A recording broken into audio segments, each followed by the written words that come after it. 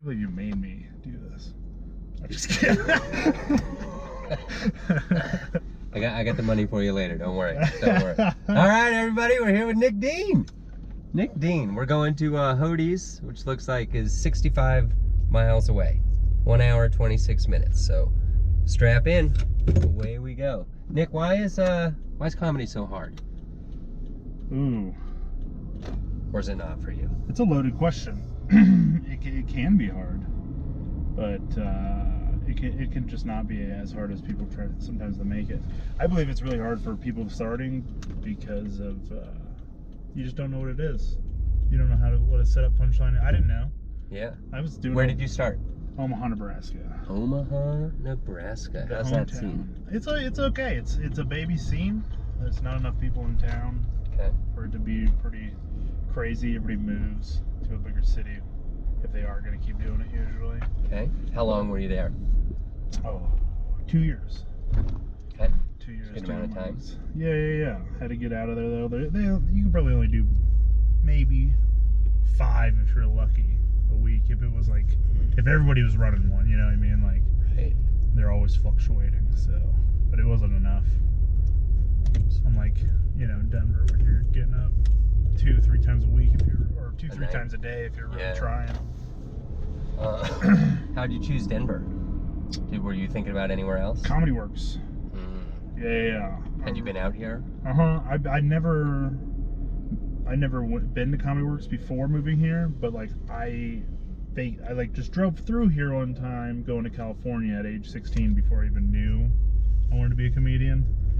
And I remember being like, can't wait to see the beach, man. The beach is going to be so cool. Like, I've never seen the beach, and I've never seen the mountains. And in one trip, I seen both, and I was like, the mountains are way better. Nice. Like, I fucked the beach. I hate saying it, like.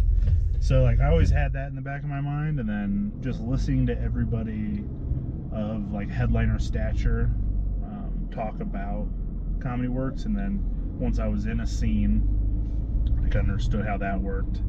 I didn't want to move to an LA or New York because it seemed like you would just get lost in it. Yeah. You know what I mean? It seemed too brutal. It didn't seem enjoyable.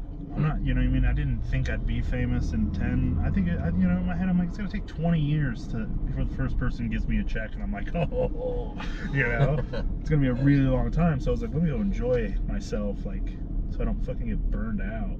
And actually enjoy the scenery. And, like, I had anticipating having a day job for a while, so. Yeah. Do you think... and pot was legal. Yeah, there you go. That's a big one. Do you think about, like, when you came to Denver, were you thinking, well, I'm here for 8 years or 6 years, or, like, is it a 30 step or 30? 30. Okay. Yeah. And then you go to New York or LA. Just a new move. I still wasn't 100% sure what that second move was. I wanted to make it till 30 first. Oh, till 30 years old. Yeah. Not 30 years. No, 30. Yeah, like when I'm 30. So I moved here when I was 24? Yeah. Okay. Yeah. Okay. It might have been right after I turned 24. Okay. Yeah. So 6-ish years. Yeah, 6-ish years. And where are you now? How old are you? 27. 27, halfway there. Yeah. How has Denver been? How has it treated you? Amazing. Yeah. I love it here. It's the best. It's crazy. Highest paying jobs I've ever had. Easy work. Weather's not bad at all. Good people. Good people are super nice. It's super diverse most of the time. And I'm from Nebraska, so if I wanna, maybe compared to Omaha. Yeah, I was about to say, if you ever been anywhere in Nebraska, it's not diverse. So in Denver, it's, to me, pretty diverse. And then just like you go outside of Denver, it does just feel like Nebraska again. Yeah. It's just how it is. What was the first mic you did in Denver when you came here? Do you remember? Man, it might have been Voodoo. Okay. When Jeff Albright was running it. Okay. Because that's right when we moved here, and I think... I don't even know that name. Is that person still Jeff Albright still runs shows. He still books shows in Loveland. He lived in Denver when I moved here, and he was a huge buyer at Twist and Shout. I believe he bought a lot of the CDs and albums from him. He's a huge album head. Really nice guy. Fucking runs a really good room. He has some killer fucking shows in Loveland right now. Okay.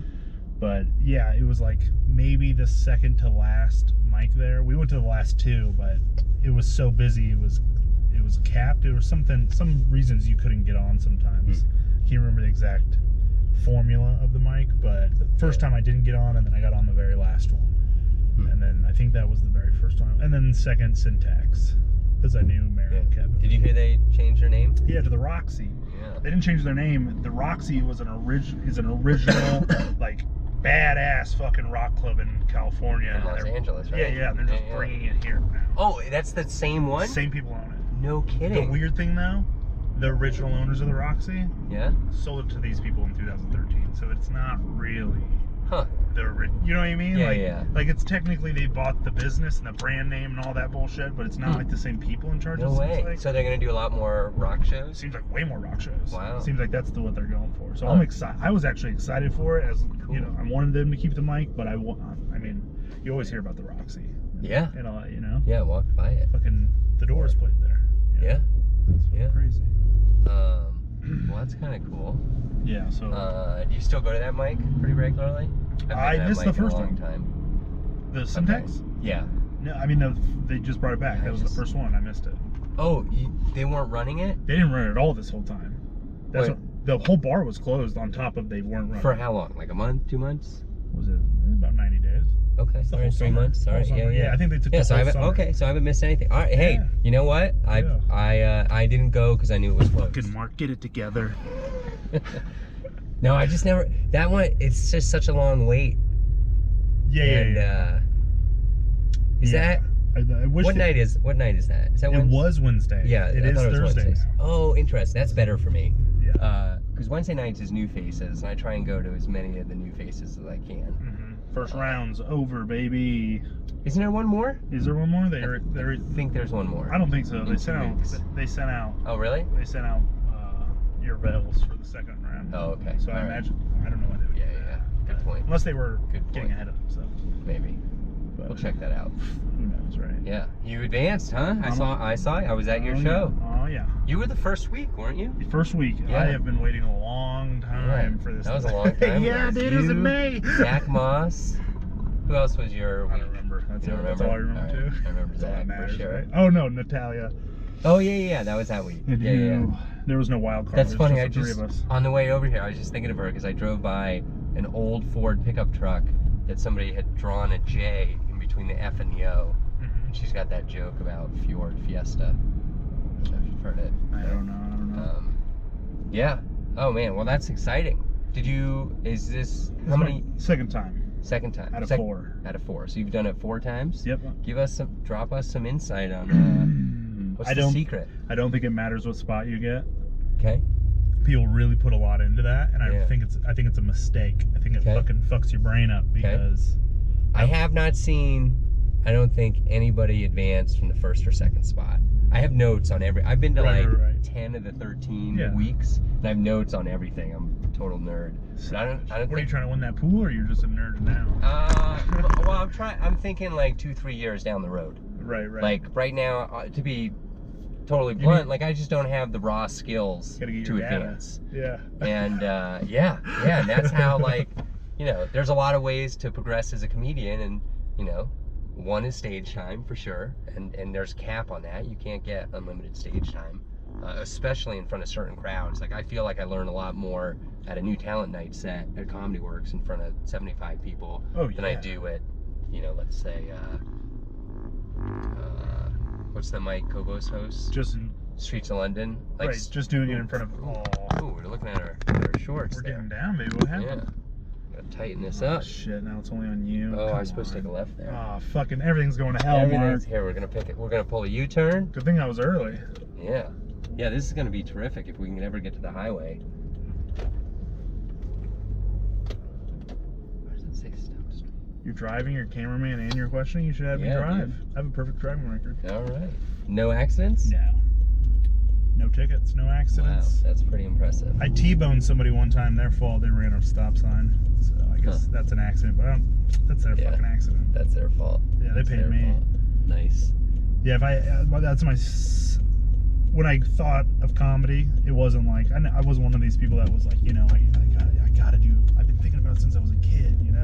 Right. I was 18 and I was just like, what Need do something I to gotta do?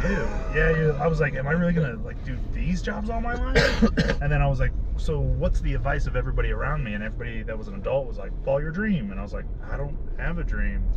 And then I kind of started being like, I guess I need a dream. And I started like kind of thinking of dreams. And then I kind of heard Kevin Smith on a podcast say, find something you love to do and then get so good at it somebody pays you to do it. And I was like, okay. That's good advice. Right. And I was like, so what do I like to do? And it really fit the criteria of a comedian. I was like, I want to hang out with funny people, the funniest people in the world. Yeah. I just want to talk shit and I want to work for 1 hour a day.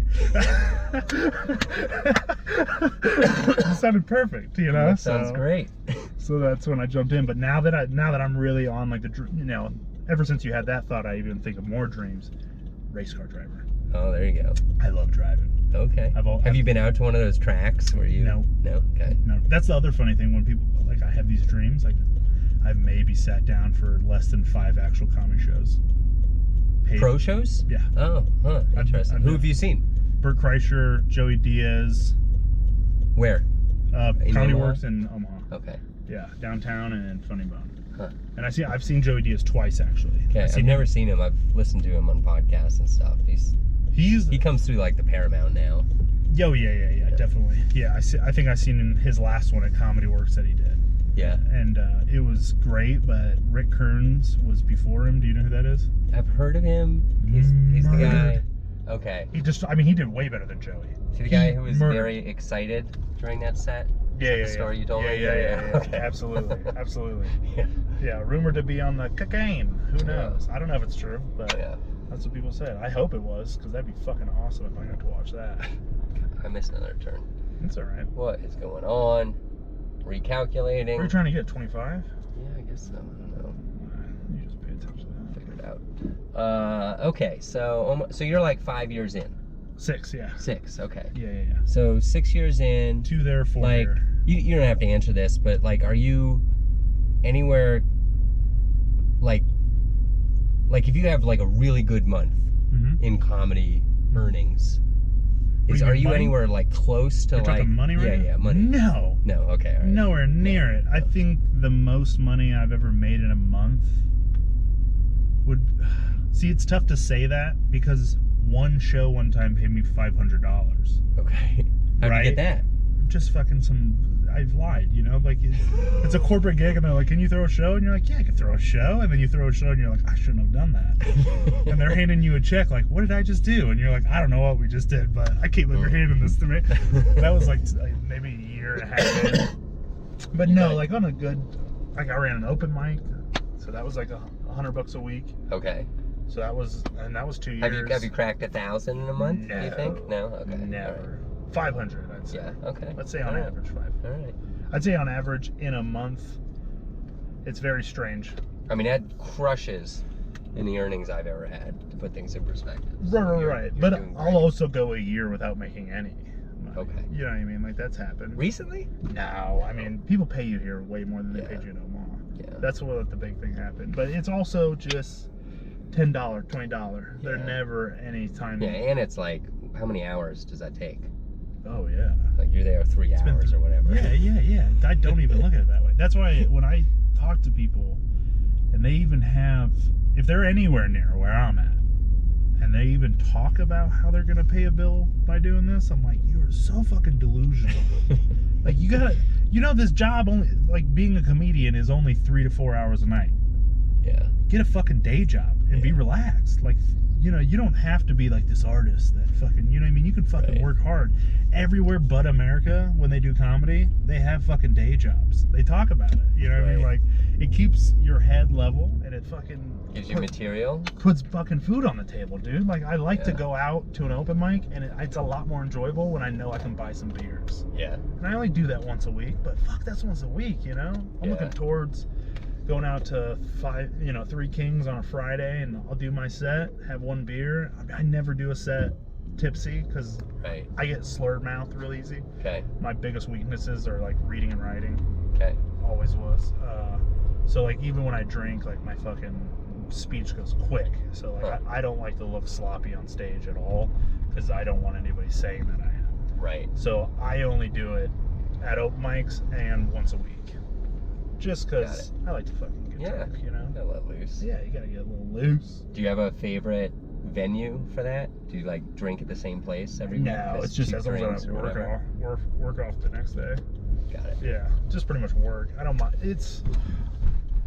I get in trouble sometimes because I'll do like a Friday.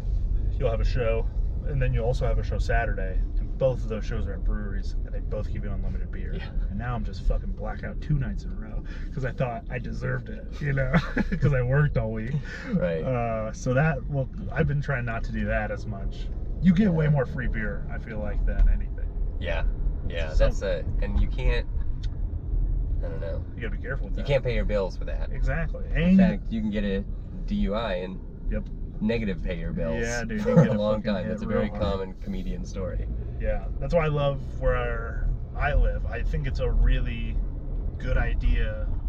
I mean, some people don't drink, so like maybe don't, take this as advice. But if you do drink, like, it's a good idea to live within walking distance. Yeah. I can walk to over 75% of the mics that we go to, and it's amazing. And I'm getting a little exercise when I definitely should be getting more.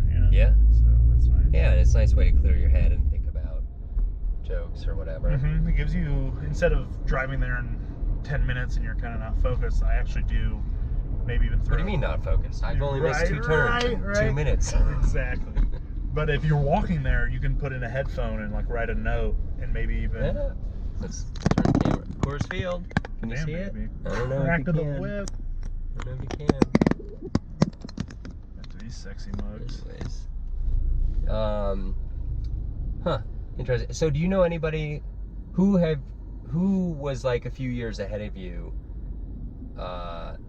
That's here, that you know? No, that just has become successful. Like that maybe you want to, like you'd like to be in a similar position in 5 years. Only one or person. Whatever. Okay. Oh, see, that's tough. Just in terms of like kind of that continuing that money conversation. I totally agree with you. It's delusional to think. I don't know if I know anybody that made money yet. Okay. There's nobody that's made money. That's been very eye-opening to me. Yeah. Like meeting people who I consider super successful, who. Dude, I was just listening to a podcast today with Eric Griffin, who's an actor, comedian, headliner. He said when he was on Workaholics for the first 3 seasons, if he wasn't also doing stand-up, he would have had a day job. Huh. That was the 3rd season of Workaholics? Okay, well this, you know what I mean, at that point, he said you can't just be a comedian and make your money. I mean, there's only maybe 150 people in the world doing that. Yeah. Only comedy, I'm saying. Right. Only stand-up comedy, it's super rare. You need to have... And even of them, they're all doing other things anyways. Oh yeah, 100%. And they're also just working just as hard, and it's making them even more employable because you know that they're so diverse, but they're just also so funny at stand-up comedy. They can also just make their money there, which is crazy. Right. You know, like a Bill Burr. You don't see Bill Burr movies. Yeah, that's a good point. Yeah. He did have a Netflix special or something. A Netflix comedy, like a comedy special though, right? It was like a sketch show kind of thing. Okay, yeah, I seen it. Yeah, it was like a cartoon. I don't think it was a cartoon. Oh, way before. Oh, you know what? I'm sorry, my bad. Different. Okay. Beat. I'm thinking of Brian Regan. Oh, Brian Regan's so funny too. Who similarly, he could. I mean, he sells out everything. Yeah, he goes absolutely. to. He is a comic too. Like that's what everybody knows him for. Yeah, exactly. Yeah, man. I don't see anybody like. I don't ever see anyone just being like, I'm a baller. That's a comedian. Right. You know, like that doesn't. I don't think it exists, and it seems that you need to. I mean, even comics. It seems like they're selling merch. But the merch is making them the money. Yeah. Not even the show. Like even when that's what I'm saying. Like a headliner that I have met, like a Noah Garden Shorts. Like when you're there with them, it's like it seems like a lot of people are trying to. I don't even know if he sells merch, but you know what I mean. Like some people seem like they're trying to make that extra money by doing the extra stuff. Yeah. Because there's not a lot of cash in it. No, especially if you can't pack the room just from your own name. 100%. Like there's so many people who are hilarious, so funny. Yep. But nobody's heard of them, and nobody will. Yeah, it's there's so many. Like Denver's a great example. There's so many amazing things to do on a nice, beautiful night like tonight. Right. Yeah, 100%. I mean, that's where, I mean, going back to Brian Regan, it's like, would it take him 20 years of being a stand-up comedian every single night as a headliner to have a following as a comedian? Yeah. It's like, that's how long it's going to take you to go shake hands with that many people to become a famous comedian. Right. Or you make a cool Instagram post and now 1 million people know who you are. Right. So it's a little, you know what I mean? Like there's, it's not like it's hopeless. There's definitely weird things that could happen, and there's, you know, it's a fucking lottery. Yeah. And if you're not playing tickets, aka podcasting, or, you know, posting to Instagram, or making videos like this, or trying the extra mile, you're not getting more chances to win that lottery. Yeah. Do you do any?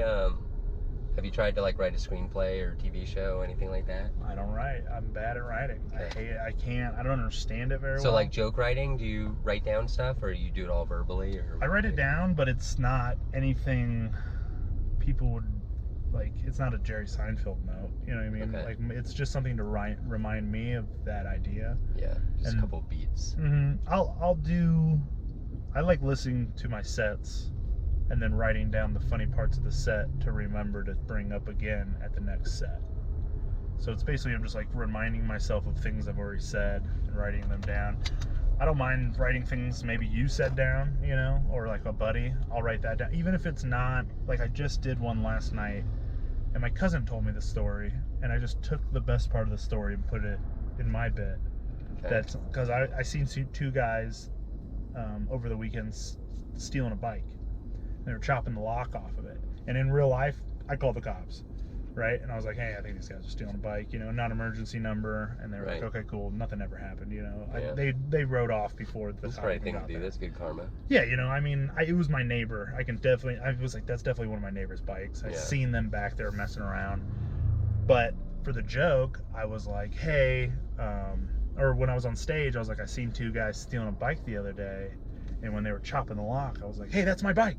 And then they left it. Now I got this new bike, you know? They stole it. I scammed it. Scamming is way better than stealing, you know? But my cousin told me that story one time. He was working at Tom's Diner on Colfax. And he was working with this dude at 3 a.m. He worked the midnight to 8. And he seen some crackhead with two bikes. And he was like, watch this. And I guess the guy went outside and was like, hey, that's my bike. And the guy dropped one and rode off. And he was like, just got me a new bike. And I'm like, see, I don't want to tell that story because it's not mine. But I'll use that. You know what I mean? Why not? Yeah. It's too good. It's like I keep remembering it. It's like I might as well. And it, for some reason, is funny because it's like, yeah, it's so fucking. Yeah, of course you're gonna freak somebody out if they're stealing something. Yeah. And then you get It's so funny. Do you think that joke would work at the South Club, Comedy Works South? I don't even think that works. I don't even think it's working right now. That's just a line right now. Because a lot of people have jokes like that are like, I don't know, they're almost like clapter, whatever jokes. Right. Where you're like sticking it to the man, you're like stealing or they're more scamming excited than thinking or whatever. Funny. And when you have a, for lack of a better term, a room full of degenerates, the degenerates are like really excited, like, yeah, hell yeah, stick it to the man. Yeah, absolutely. But I've seen comics who tell something like that. Like Elliot Woolsey, for example, has a joke about credit card theft. And I've seen him tell it at both clubs, and it doesn't work at the South Club. Yeah. Yeah, I don't know. I don't ever think about what's gonna work where too much. Okay. I'm honestly just thinking in my head like I gotta make it work in general. Okay. So I don't know. It's I don't ever try to look at the crowd too intensely and make sure like, oh, they're a bunch of whiteheads or is it a bunch of, you know, drunk bros. Like I don't really want to try to cater to them. I kind of want to be real to myself, and then hopefully that comes through and that I've been working hard enough that it'll work for everybody. It's not always that way.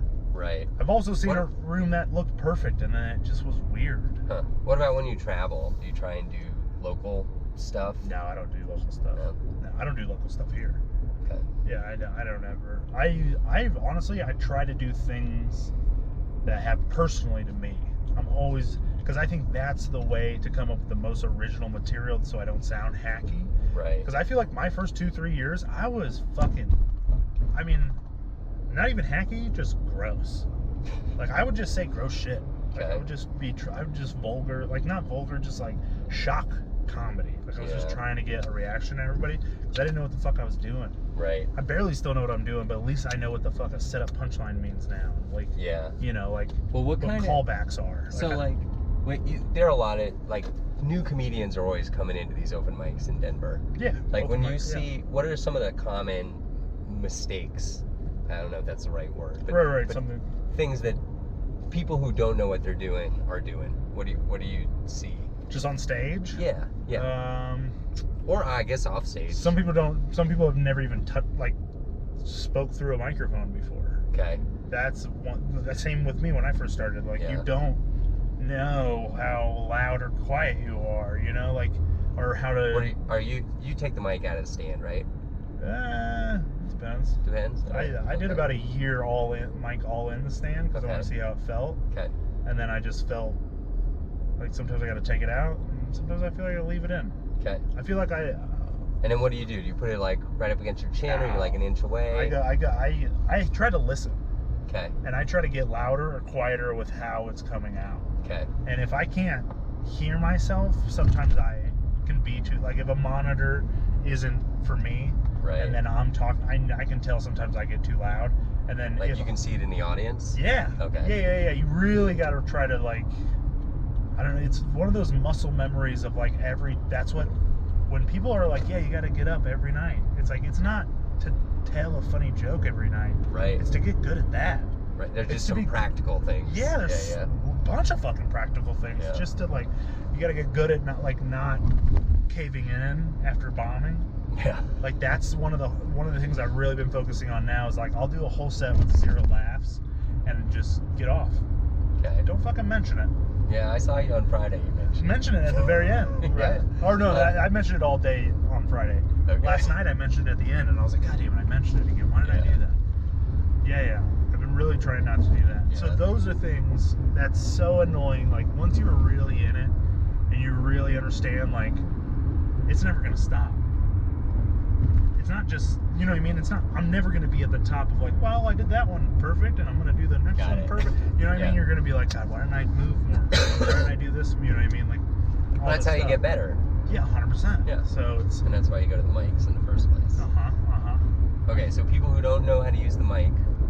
Yeah. What about like writing, joke structure, etc.? Like you kind of alluded to just being gross. Yeah, realizing what shock is, like just saying, you know, I fucking stuck my hot wing fingers in her pussy. She burned her pussy. It was a good snack for me later. It's like, okay, calm down. Jesus. That was one of my first jokes. Okay. It's, you know, it's tough to be like, hey, this is what you shouldn't do when you're writing because, dude, it could work. Right. Just, like, look at Noah. What the fuck? It's like... No one writes that way. He's writing legitimate jokes, and then when you put it into his little body and they come out of his mouth, right, it's something different. Yeah. He's like doing the complete opposite of what I just said. He's acknowledging it all. He's acknowledging all his failures, and he's getting laughs off of it. Yeah. I don't get laughs. I say, oh man, that one sucked, and people are like, yep. You know what I mean? And I'm like, fuck. But then you see him, he's like a small, redheaded kid. You know, he's got like fucking bad acne. He's probably got picked on a lot as a kid. And then when he kind of like, it's impressive that he can see himself failing and then he can acknowledge it. And that makes him seem mad about it. And it makes him seem stronger. Right. Makes him stronger. Makes him better. With me, I'm too big. No way. He's really impressive to me. I saw him at Scruffy's like 2 weeks ago. And he got up on stage. And before he even took the mic, people were clapping and laughing. Yep. I don't think I've ever seen that at an open mic before. It was like, oh my gosh, we know this guy. We know he's hilarious. This is going to be great no matter what. Yeah. And they just started yelling at the audience. Yeah, so that's why I never even, it's tough to give anybody advice on like what you should or shouldn't be doing because there's always an pattern or a rule. For Collins, you gotta get over it. Sir? Yeah, I got you. So yeah, I don't ever, because it's like, dude, that's your brain. That's what, because I'm so glad nobody said anything to me when I was coming up, because one, I wouldn't have understood, because I didn't have all the knowledge of it already. Because, like what I was just telling you, I didn't even understand any of the fundamentals. Okay. And it took me 3 years of just being like, oh, what's that thing? And then somebody puts a name to it, and I'm like, oh, that's what they meant, you know? And then it just makes sense to me now. So Yeah. it's tough to like be like what to write and what not to write. It's honestly like you gotta fucking just go up there and bomb until you figure it out yourself. Yeah. Do you have an example of something where you didn't have a name for it and then somebody gave you a name? Callbacks. Callbacks. Yeah, I fucking didn't know. I did it. I Okay. did a callback, and someone was like, I like that callback. And I was like, oh, okay, I know what that means now. Like, it like dawned on me that I was reminding people of a past joke to get another joke. Yeah. I didn't know what the fuck that meant. When I was 2 years into comedy, I didn't know what it meant. I was like, what the fuck? That's you know? great. So it's just like little stuff like that. And then on top of, you could know all those terms and terminologies and stuff like that, but you just don't have it's almost going to work against you because now you're not going to be original enough. Yeah. You know what I mean? Too structured. Yeah, you're taking all the fun out of it. You just seem like set up punch, my callback, and then like you're like, yeah, but who the fuck are you? Right. Aren't you? You know what I mean? It seems robotic sometimes when people do that. I can almost tell sometimes when someone's like a real nerd, you know, because it's like they're definitely structured as shit, and they're just talking about dogs. You don't have a dog, man. You know what I mean? Like, it's not funny. I wish you were talking about your dog, but you ain't got no dog. Right. You just thought, I'm gonna write dog jokes today. You know, you just picked a topic and wrote some set of punches, and now it's all just like do do do do do do do do. Yeah. I mean, some of it's working, some of it's not, and I don't know who you are. Yeah. That's what I always. Yeah, that's one thing I've noticed in New Faces.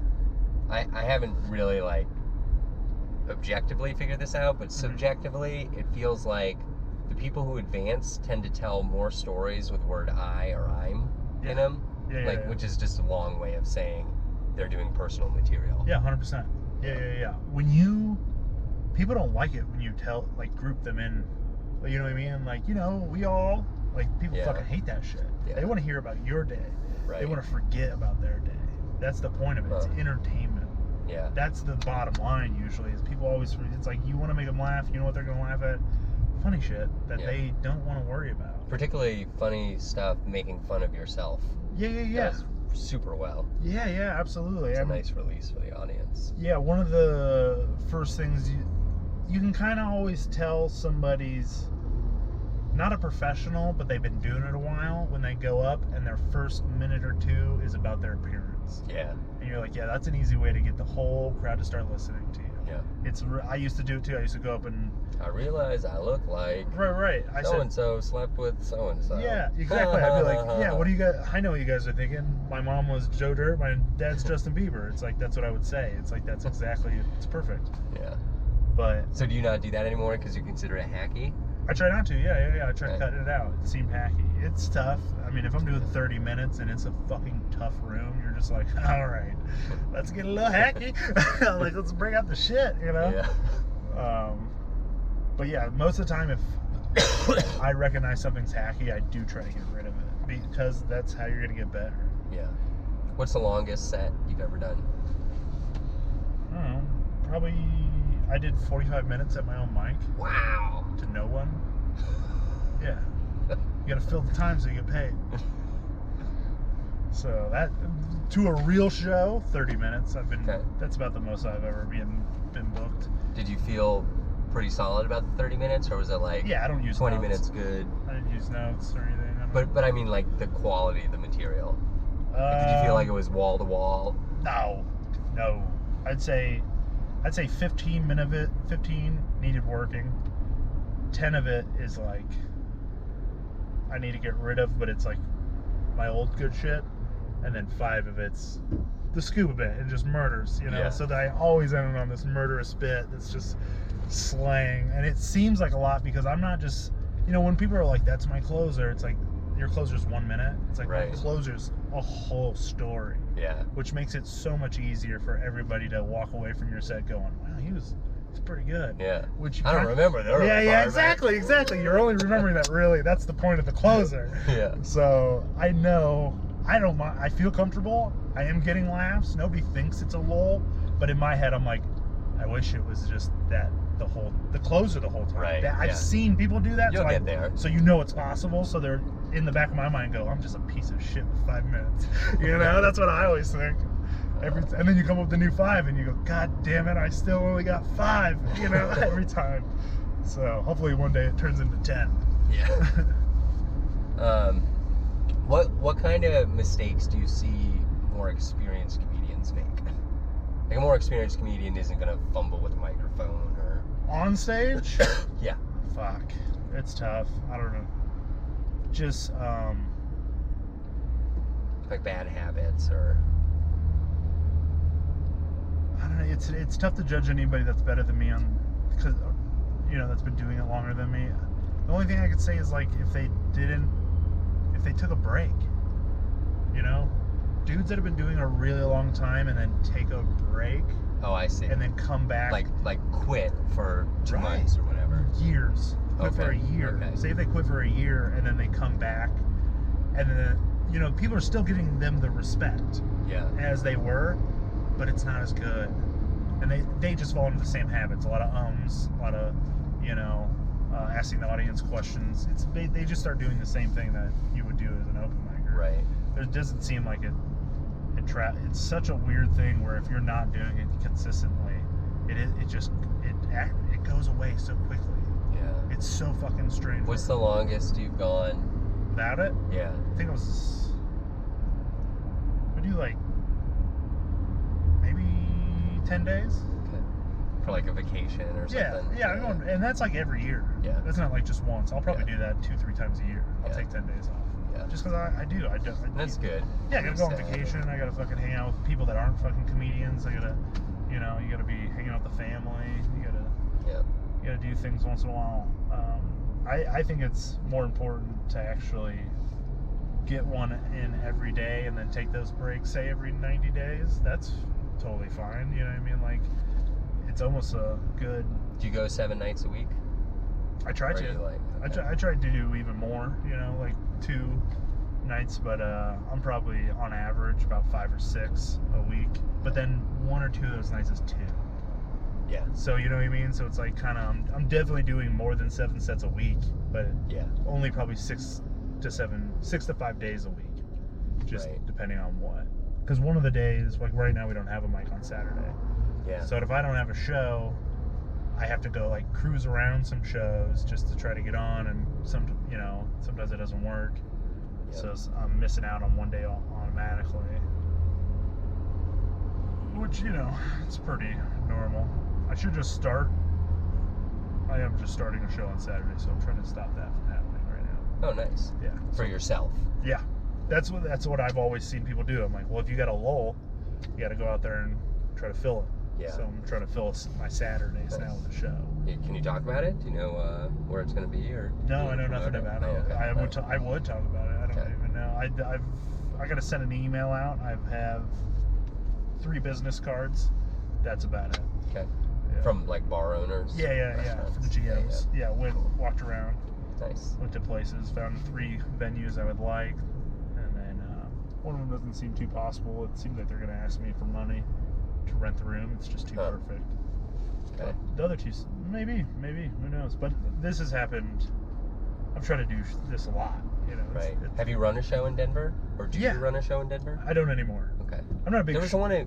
Do you run the one at Mutiny? Or is that I technically do run that show. Okay. I don't do anything for it though. Okay. I just show up. It runs itself. I DJ. Yeah. It's Georgia pretty much just booking I'll ask like maybe 3 comics. She books the other like 7 because it's like 10 comics. Okay.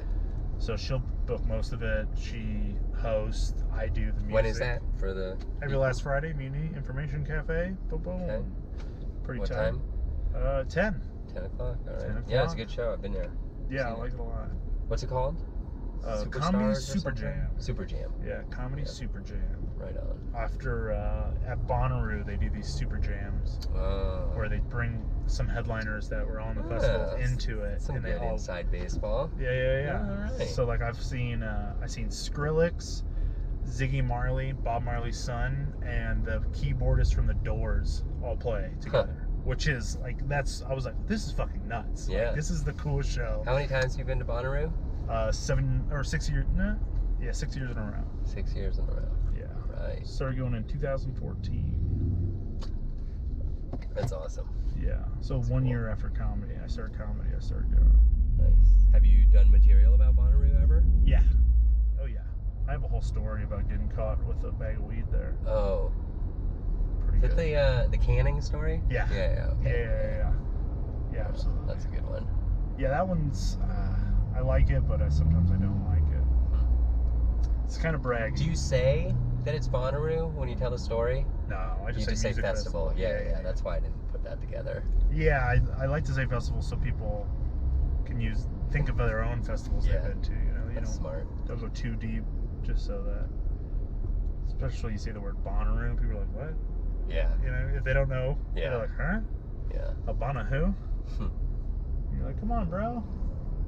You seen some gross stuff at Bonnaroo ever? No. Gross? Yeah. No, not really. I've seen cool shit. Never anything that gross. I did something gross. They have showers, you know. Okay. Like And- community showers or whatever. Right. Showers. You give them $5 and you get a stall with a shower, you know. Okay. So, but they're outside, and I was there the first 2 years. They didn't have any running water, and then starting the third year I went, they got outside. They got real toilets. They got running showers. So it's like, you know, running water. They basically just had whoever runs the water come in and put a bunch of pipes down. Okay. So now they have these outside showers, and I forgot to bring soap.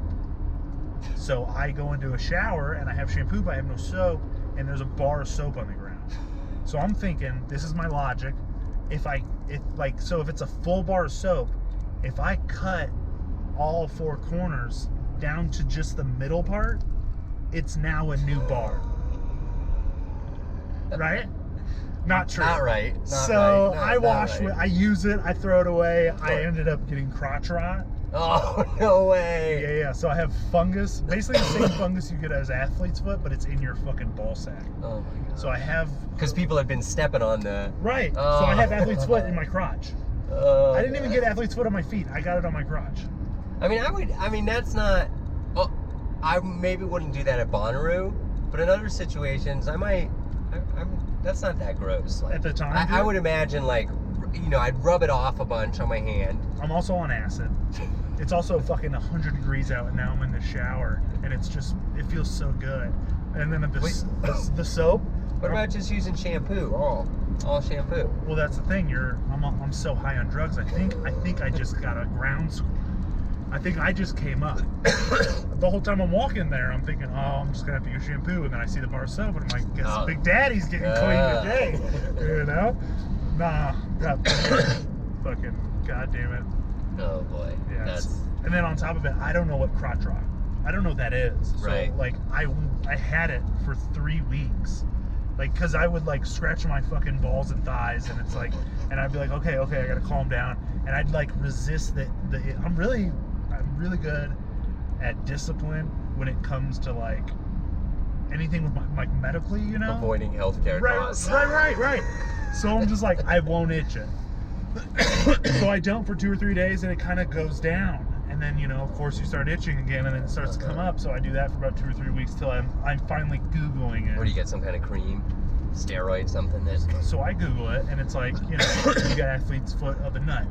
So I'm okay, so I got to go into the store, and I got to find out, but I don't want to. You're embarrassed. Right, I'm embarrassed, so I don't want to talk to anybody. So I just really read up on the cream, and I don't know the name brand. I know the chemical. Okay. So I don't give I'll buy the generic because I'm thinking cheap, I'll buy a generic. I can't think of the name of the actual cream now. Sure. But the chemical, I know it. So let's say it's floss or something, Okay. right? So I walk into the store, I can't find it.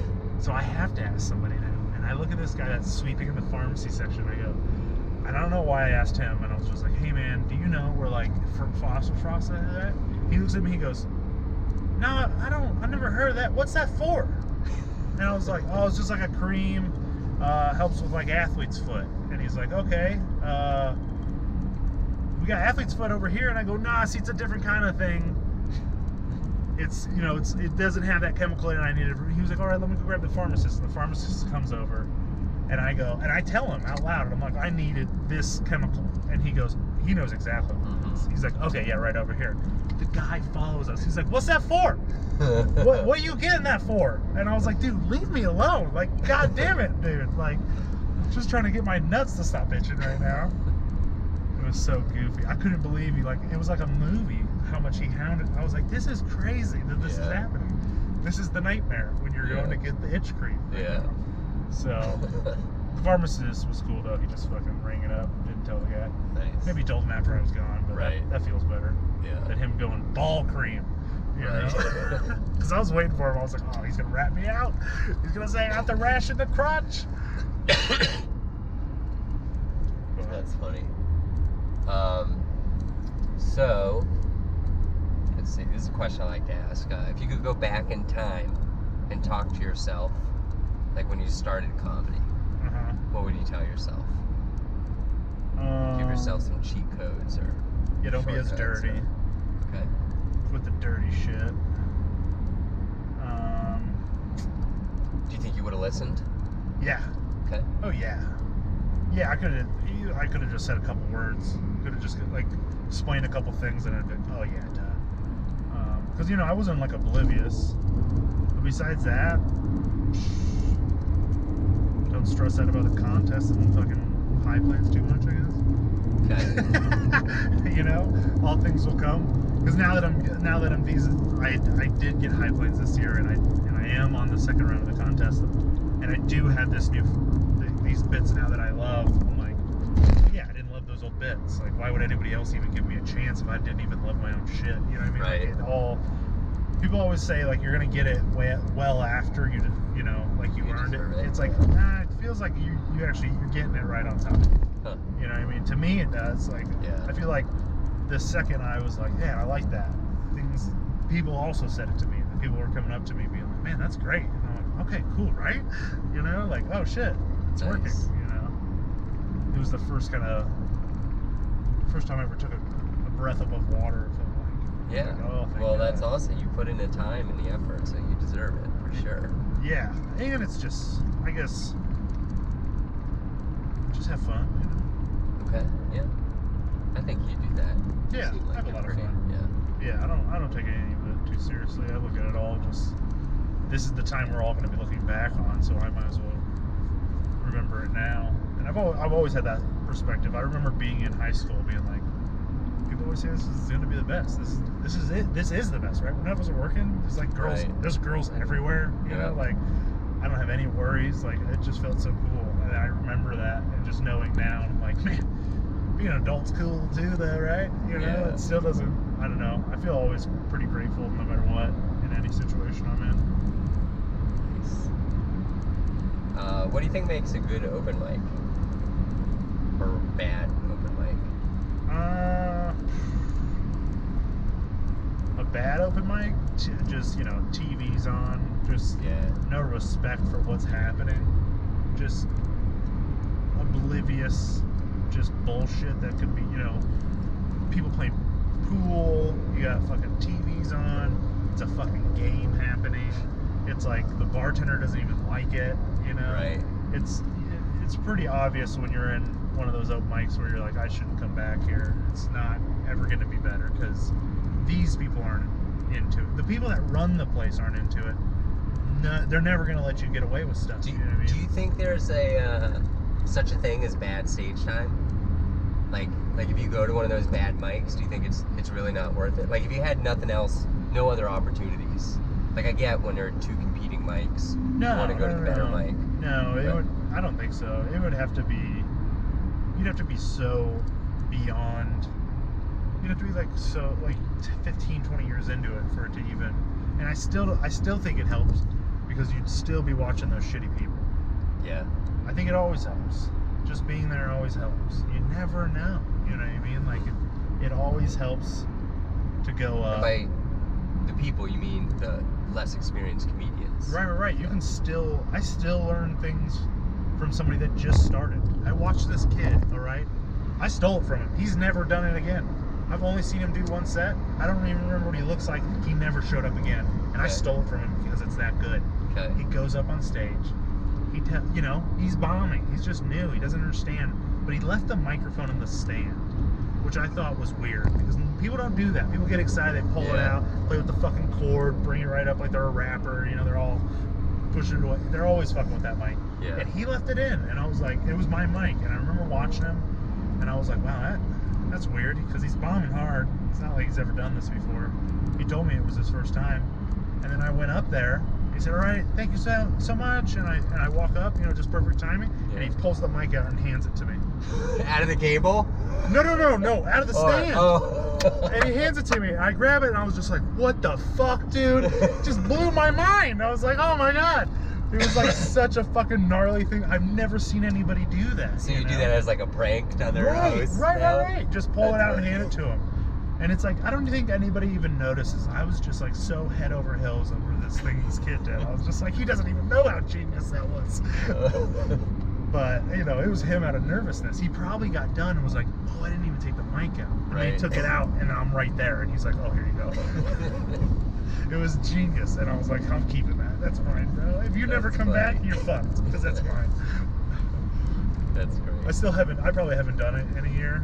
But I remember that. It's so funny.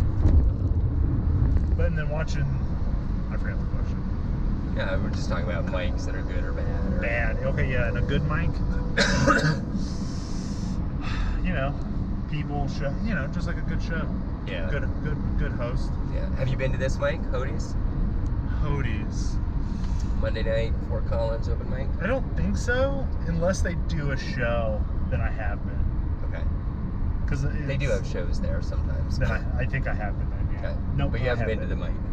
I don't think so. No. It's great. It's a good mic. Good, yeah. I'm sorry. Yeah. It gets a good audience. I really, that's the thing though about the bad mics, and you're like, I don't want people, or you don't want to go because it's going to hurt you if you're going to this shit. But for some reason, you gotta, like, when you're there, you're about to go up, you look at the two people that are there that you don't know, and you're like, that's it. You're my audience. Yeah, if I can make them laugh once. There we go. And not attacking them, not going in, not even asking them questions, just do your jokes straightforward, but you can see them. Yeah. And just like, are they smiling? Yep. Like, are they enjoying it? If they pay attention the whole time, in my mind, I just got them. Yeah. I murdered. Yeah. I got them. That's a high bar. For me, like Three Kings last Friday, I got one guy at the bar to like legitimately laugh once, who I had no idea who he was. Right. And I was like, all right, that joke's a keeper. Right. That's good. See, I would say Mike. They had the 4 people at the end of the bar. Yeah. And then they had those 2 dudes up front that were buddies that were just talking super loud. Yep. They, like, cackling at each other as loud as they can during my whole Was set. it you that said that was good timing? Like they laughed after your punch? That was hilarious. They were laughing so loud. I was laughing so hard because I was like, does Nick know that they're not laughing at him? Oh, no, they're laughing at themselves. And then you talked about it. I was like, oh man, he's so good. He's such a pro. Oh yeah, dude. Right when he laughed right at the end of my punchline, I was like, that was a good timing, huh? Nice. But the end of the bar, I could see them staring at me intently, not talking to each other. Oh, cool. So I go, I got him. Yeah. I'm not gonna make any fucking laugh here. There's a giant swamp cooler going. You barely hear me. But these 2 dudes are going off, right?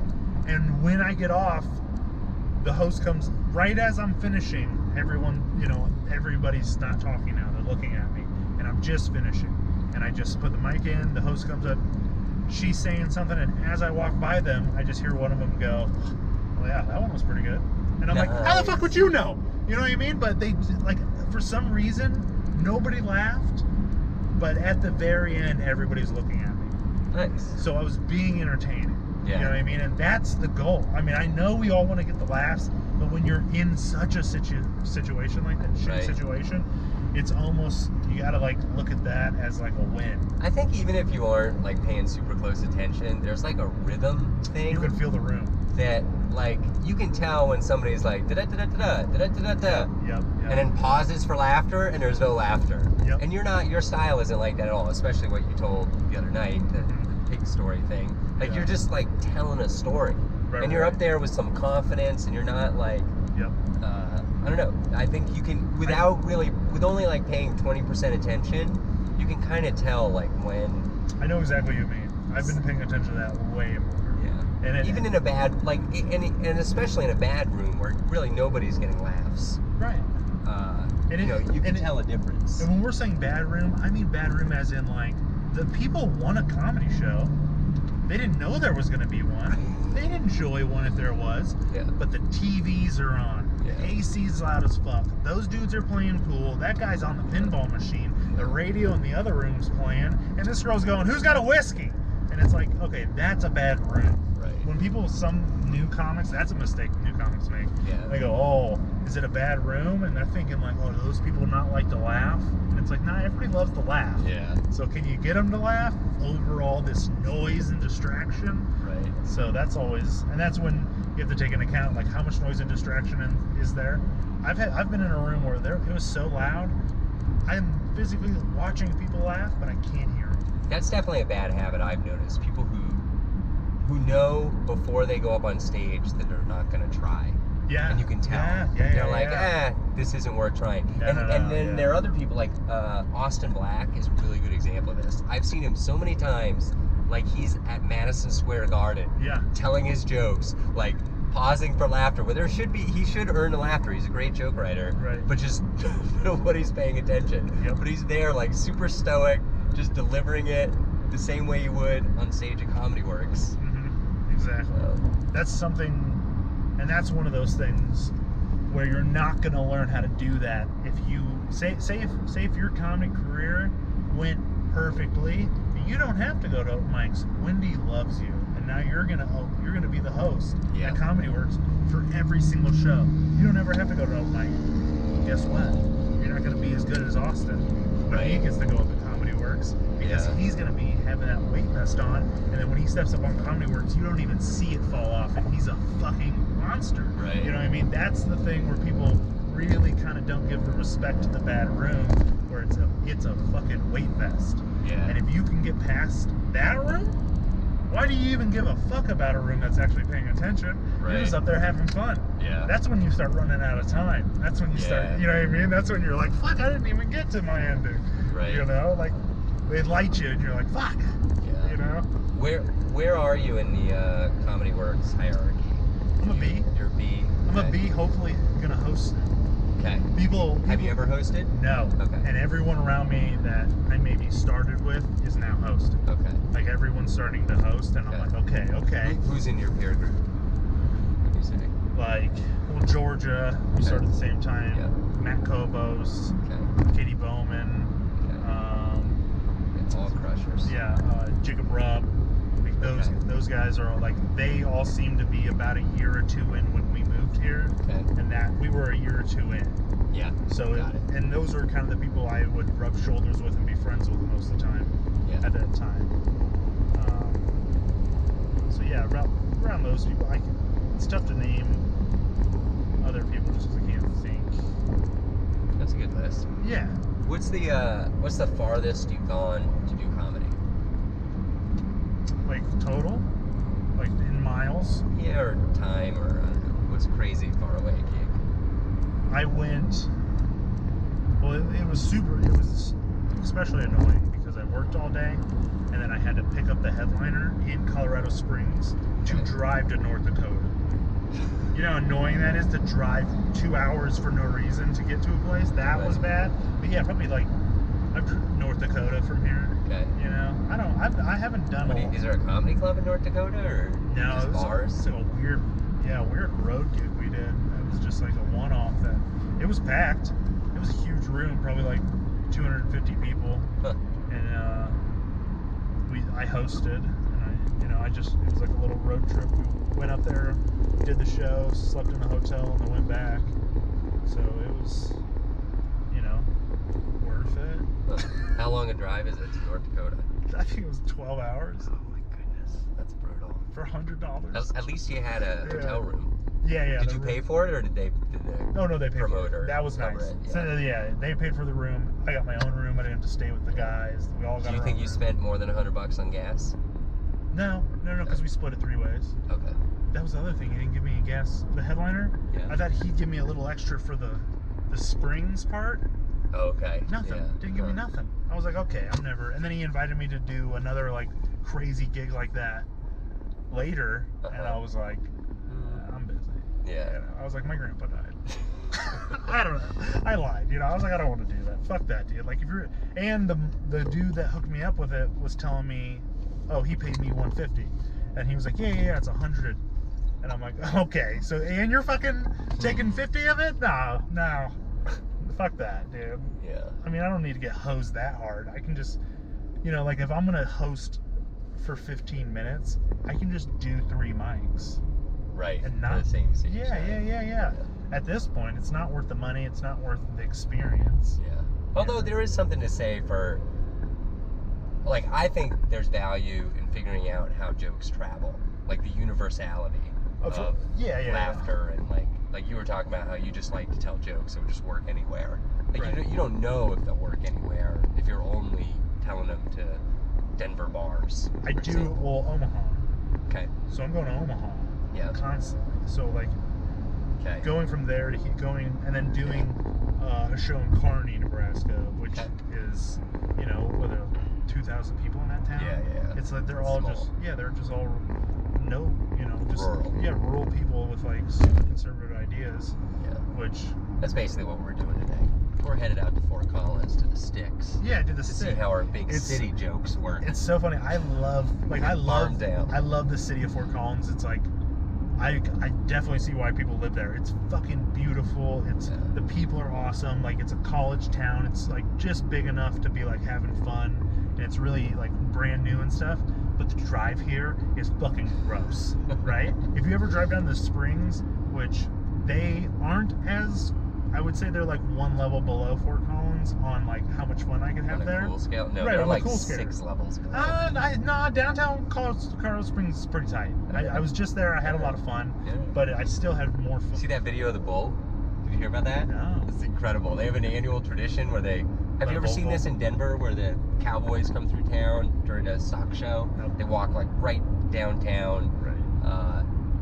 Anyways, they had a similar thing in the Springs where they walk some bulls down, and a bull like got off leash or whatever Right. and started bucking around and went into a retail store. Oh no. Like, and you can't see from the video from the outside. You just see like stuff flying around and the doors China are cabinet.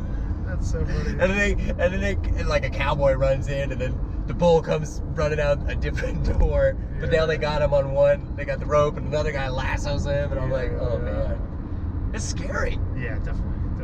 But the drive down to Colorado Springs is, I would put it on like top 10 best view drives I've ever been on in my life. Like a Pikes Peak. Dude, it's fucking From the, amazing. Yeah. National Anthem or whatever. God Right. Bless America. Right, exactly. What is it? Purple Fields. Sure. It's not the National Anthem. National Anthem was some fiery boat battle in Maryland or something like that. God Bless America, I think. Or America the Beautiful. It's America the Beautiful. America the Beautiful. Was written about Pikes Peak. I didn't know that. Look at this. Little Hey, he's on his tractor. There he cowboy in a cowboy hat on a tractor. goes. Mowing lawns. Right next to a trailer park, looks like. This is Oh no, that's an RV. Sales It's just like a storage. Yeah, for sure. old Farmville. Dude, yeah, my dad grew up in 45 minutes outside of Omaha, so I'd go there all the time. So I was always around farms and fucking electric fences. Dude. Those are fun. Oh yeah. Yeah. Dad, If you timed it right, you could like not get shocked. Do you have those ones? No, these are always on. Oh, really? And I got fucked up one time because we put our shirts over and then would go over, right? Yeah. And then one time on the way back, because we went swimming in the creek, on the way back I put a wet shirt over like an idiot and then touched it. Oh my god. So stupid. I have to pay attention to the signs. Yeah, exactly. No, we had the kind that like they were on some kind of low voltage battery, and I don't really know, but the like current would like race across. So you put your finger on it, and you'd feel like a little something, and then like 5 seconds in, it'd be like, zzz, Right. and then you put your finger back, and okay, zzz. Oh, crazy. No, yeah, this one was hot. It's funny. Yeah. Okay, so let's talk about this mic, and Yeah. I want you to challenge me to do something at the mic, and I will challenge you to do something at the mic, Okay. which I have not thought about yet.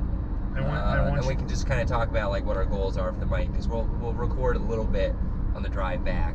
Right. This will give us some structure to talk about afterwards. Okay, I want to see you go up there and get a laugh without talking first. Just Oh, like facial interesting. expressions. Okay. Yeah, just get up there and get a laugh. Huh. Be goofy. Is it cheating if I pull the mic out of the cable? No, you can do anything you want. I don't give a shit. Yeah. Oh, you can fucking drop it, pretend. Just a laugh. So Okay. I've heard somebody, I think I heard Bobby Lee say that. And A laugh without talking. That's a good one. And I've been trying it a lot, Okay. It's tough. I'll try. I'm not sure. Yeah. You gotta It'll work.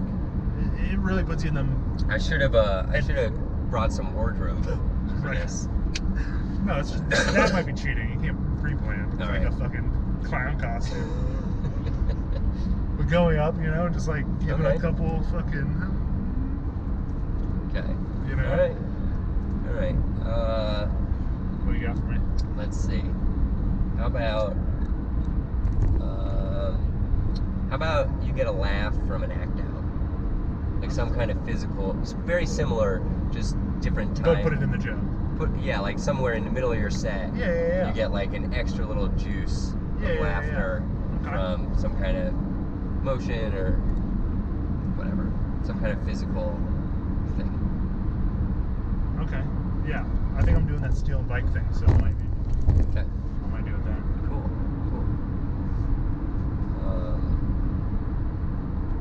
How do you decide what material you do at mics? Do you have like a rotation or anything like that? Most of the time I'm deciding like right before. Okay. I'm usually working on something. Okay. And do you have any problem doing like the same bit like 3 nights in a row No. in Denver? I feel like more than a week in a row is especially if you didn't change a single word and you said the same shit every single day at all those mics for a week. Now it's time to get you have to put something new in there because now you're starting over. That's how I look at it. Okay. You went through them all and now you're back at that original one where you Right. started it. You better don't come and fucking say that. What? You were already here. Yeah. Like what you were saying, you're like, are you trying, what about going across the country and trying it? It's like, I'm also just trying to do that in rooms, Right. Like, I'll try to go out and do a show or an open mic, like say like what we're doing now. Like Yeah. on a Friday, maybe go to Boulder and do the joke there. And then on Monday again. Be That's the best. Yeah. Because, at the open mics, a lot of the audience are comedians. But if Yeah. you go to Boulder, they're Nobody different knows. comedians. Yeah. So your material is new to them. Yep. Yeah, I love that. Yeah, definitely. That always helps. That's what the biggest advice I ever got to getting booked on the road is you need to go to those towns and you need to do their open mics. And then Yeah. the people that see you, if you're a real crusher, they'll book you. Like Right. if you're in a town and you do Mondays open mic, Tuesdays open mic, Wednesdays open mic, Thursdays open mic, Fridays open mic, Saturdays open mic, on Sundays open mic, you probably know most of everybody Yeah. that goes out. Yep. And anybody that does book a show that's seen you do well will probably be like, who the fuck are you? Yeah. You'll be like, oh, I'm just coming through town. They're like, well, next time you come through town, let me know. Yeah. I got this monthly. Right. And that's what I've always heard people like, that's how it's. And has that worked for you? Yeah. Yeah. Yeah, I mean, it just works. It works in town. Where like. You mean in Denver? Yeah. Where you'll just go out to the same mics over and over to the point where someone that started either before you or anywhere around you just starts a show and they just keep being like, oh yeah, we'll see. Like I've been booked at an open mic more than someone's messaged me. Yeah. Like someone will. Well, that's how I did that holiday show I booked you last year. Right. Just because you cracked me up at open mics Exactly. from when I started. No, but I'm saying you messaged me. I'm saying someone will physically walk up to me and be like, hey, do you want to do my show? Right. After I do a good set. Right. They may have never even messaged me. You know what I mean? Like. No, I walked up to you. Oh, did you? Yeah, because I had no way to message you. I'm not on Facebook. Oh yeah, I forgot. So I came up and asked Okay, I forgot. Yeah. for Rover. All right, yeah. I'm old school. Email. I gotta know how to like smoke signal. Yeah. Good point. I forgot you weren't on Facebook. Yeah. What do you think? Let's talk about Facebook. What's you like Facebook? Does it help with comedy? No, I don't think it's. I've been hearing rumors of people spending money on those ads to get people to their shows, and it's been working. Okay. I personally just did it to 2 shows, so I don't have the outcome yet. Okay. So like you spent the money. Yeah. Like I have a show coming up in Omaha that we just set up. It's just our show, just a one-off. Okay. And then I put money into Comedy Super Jams. A lot of viewers in Omaha if you want to promote it. Yeah, I bet. Shit. My mom will probably watch this. She's all over it. Eventually. But, yeah, like, fuck, what were we talking about? Facebook? Facebook, yeah. The ads. That seems like a benefiting thing. Yeah. But, like, I don't ever... people are losing their minds over it, you know? Like, I don't get involved that way. I've been really good about the internet since I was a kid. I think I got really lucky where I might have been the last one to kind of remember that it used to be anonymous. Yeah. Like I had an AIM called That Guy Mayo. You know what I mean? Like nobody knew who I was. Right. Like I remember starting a MySpace with a fake name. Okay. You know what I mean? Like that was my head. I was thinking gamer tags. Right. Like I thought that's what the internet was always going to be. So when we started doing our real shit, I was very hesitant. I was like, don't you guys remember? Pedophiles. Right. Like I'm There an are adult now, creepers still out there. worried about Yeah. pedophiles. Like an old man's still gonna touch me. You know what I mean? Like I'm still scared that some fucking adult's gonna talk to me That's online. a good attitude to have, man. But it's true. It's like a lot of people just want to give away everything for free on the internet, just to like, and you know, I guess that's the thing that everybody thinks they're just gonna be famous from the internet. So let me put it all out there so everybody can discover me, and then I don't have to work anymore. It's like I don't think that's how it works. You know, like everybody that is big on the internet, you might not think they're working very hard, but they are. Tire! Watch out for that tire! Oh shit. But yeah, I think anybody that is having a following online, I think people are really underestimating how much work they're actually putting into editing, and like promoting, and like. Do you put out jokes on Twitter? I don't even use Twitter anymore. I stopped using Twitter when the president started using it. Oh, right. Let's be honest. If it and not because I hate the president. I don't give a fuck. I didn't vote. Okay. I'm not political at all.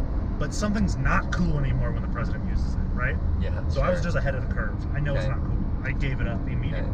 And I felt like I had a Twitter in 2010, and I was very active. And the more I used it, and the more Instagram came along, I became less active because I like Instagram more as a platform. Okay. Because I don't like reading very much. Okay. And I don't like how you're limited to 140 characters. Okay. So I really enjoy. So are you active on Instagram?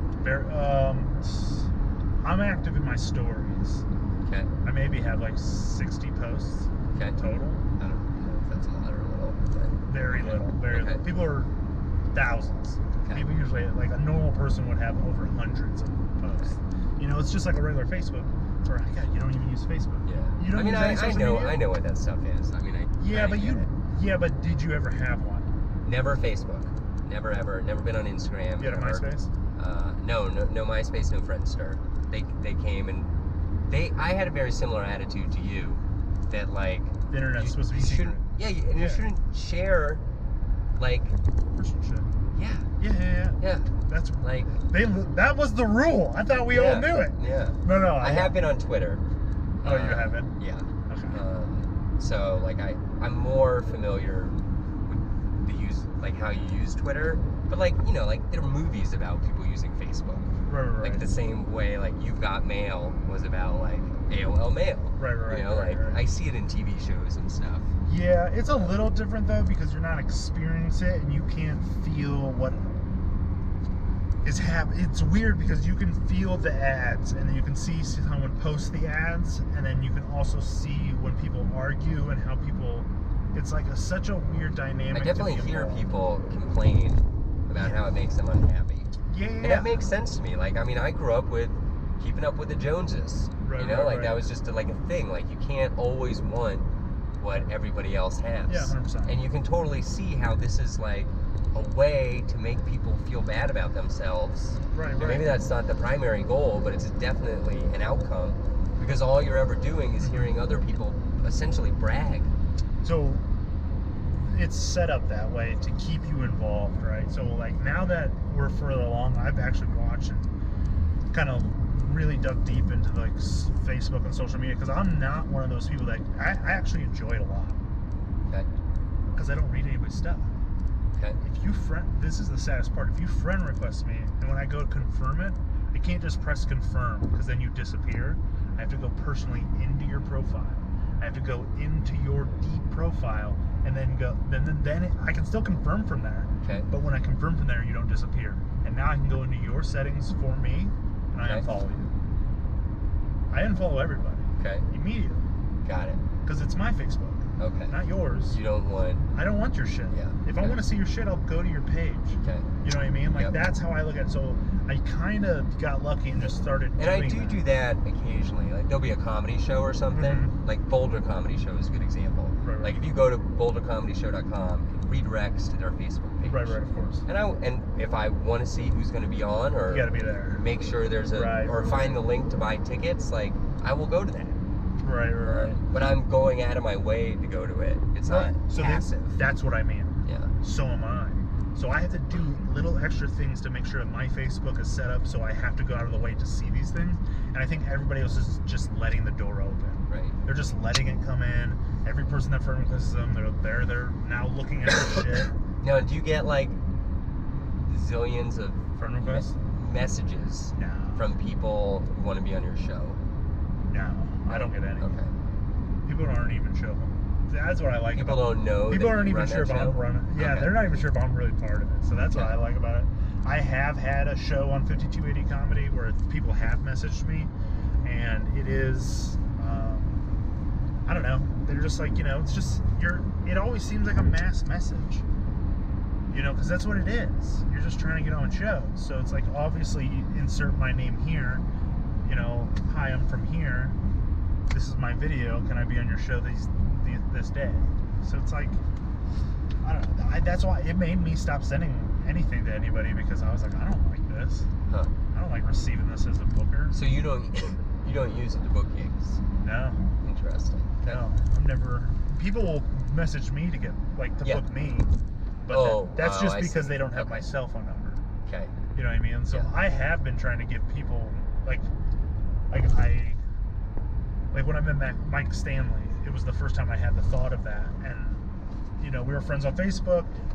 He headlined a couple shows I was on. We were being cool. He mentioned me. He said it to me physically, if you ever want to be on Thick Skin, be on Thick Skin.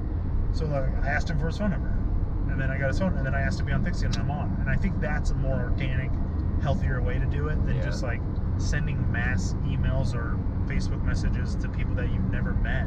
Right. Being like, watch my video, and it's like, dude, there's actual brilliant headliners with comedy specials out that I don't like. You think your video is going to be good? It's like, how much different a live show is compared to a video? It's like, Yeah. you don't get the same nuance that you would if I was there in person, because I don't see you, handling shit right. Right. And I don't have the same connection. So a lot of the time, I just don't think it's a great way to get booked. I think what I said earlier about going places and people seeing you in person and making connections that way is much stronger bond. Right. And I've had those people vouch for me, maybe for somebody that needed somebody, but they weren't sure about me. You know what I mean? You think maybe if I give them my information one day, they'll book me on something. Okay. But instead, they asked their buddy, and their buddy then mentioned me, and now I actually get more from that than Okay. sending them the tape. Yeah. You trust your friends more than you trust anybody randomly messaging you. Right. So, to me, I've had better luck booking shows just performing in front of somebody. Yeah. Man, internet, it's great. Scary place. Yeah, it's great. Have you played VR? Yeah, I've done some VR stuff. Did it for the first time last week, and Yeah. it was Which system? the Vive, Yeah, HTC yeah. Vive. It's cool. It was What fucking did great. you do? I did. You do that painting thing? No, I did the vault which is the same people, or is it the Portal people that make it? Okay, yeah, I've heard of Portal. So they have their own, and it was archery. You're shooting these little guys, which is like tower defense. Okay. And then I did. It's wild, huh? Oh yeah. It's pretty cool. The first time I did it, I played for like 2 hours, and I thought it was like 20 minutes. Oh yeah. It was crazy. I played 3 games, and unfortunately, there was so many people. We were just like all trying it at this guy's house, and so I had to give it up very quickly. And I in my head, I go, I wish no one was here, and I had 12 hours. Yeah. Because this is the best. It doesn't play it justice to when you watch it on the screen. Right. Because once you put the goggles on, there's more screen than you can actually see on the. You get to see more. I didn't realize the controllers vibrated. Like it blew my mind. It made me just go. You can see your hands. Yeah. It made me just go fuck consoles. Like I'm never gonna play a video game again unless it's virtual reality. Like it made everything seem like Pac-Man. I was like, dude, I gotta get virtual reality. I honestly have been looking at it constantly. I need $2,300. I want one so bad. Maybe you'll get booked tonight for a magical $2,500 corporate gig. Yeah, right. I wish. Fucking Broncos need somebody to open up halftime. God. That's awesome. What about you, man? How do you feel about it? Comedy. I mean, how old are you? 40s. 40s? Yeah, I'm old. Do you feel like it's too late, or do you feel like I'm here? I just started, man. Right. I'm like a year and a few months in. So, no, I don't think it's too late. I think I do notice that sometimes I get an advantage. People assume that I've been doing it longer than I have. Right. Which helps.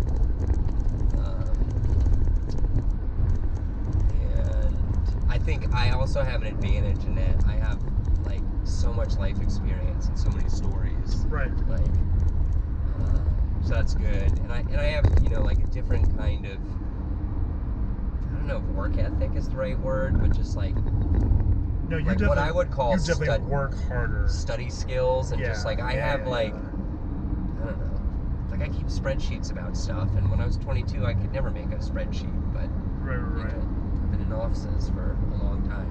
Right. Of course I know how to boss the spreadsheet around.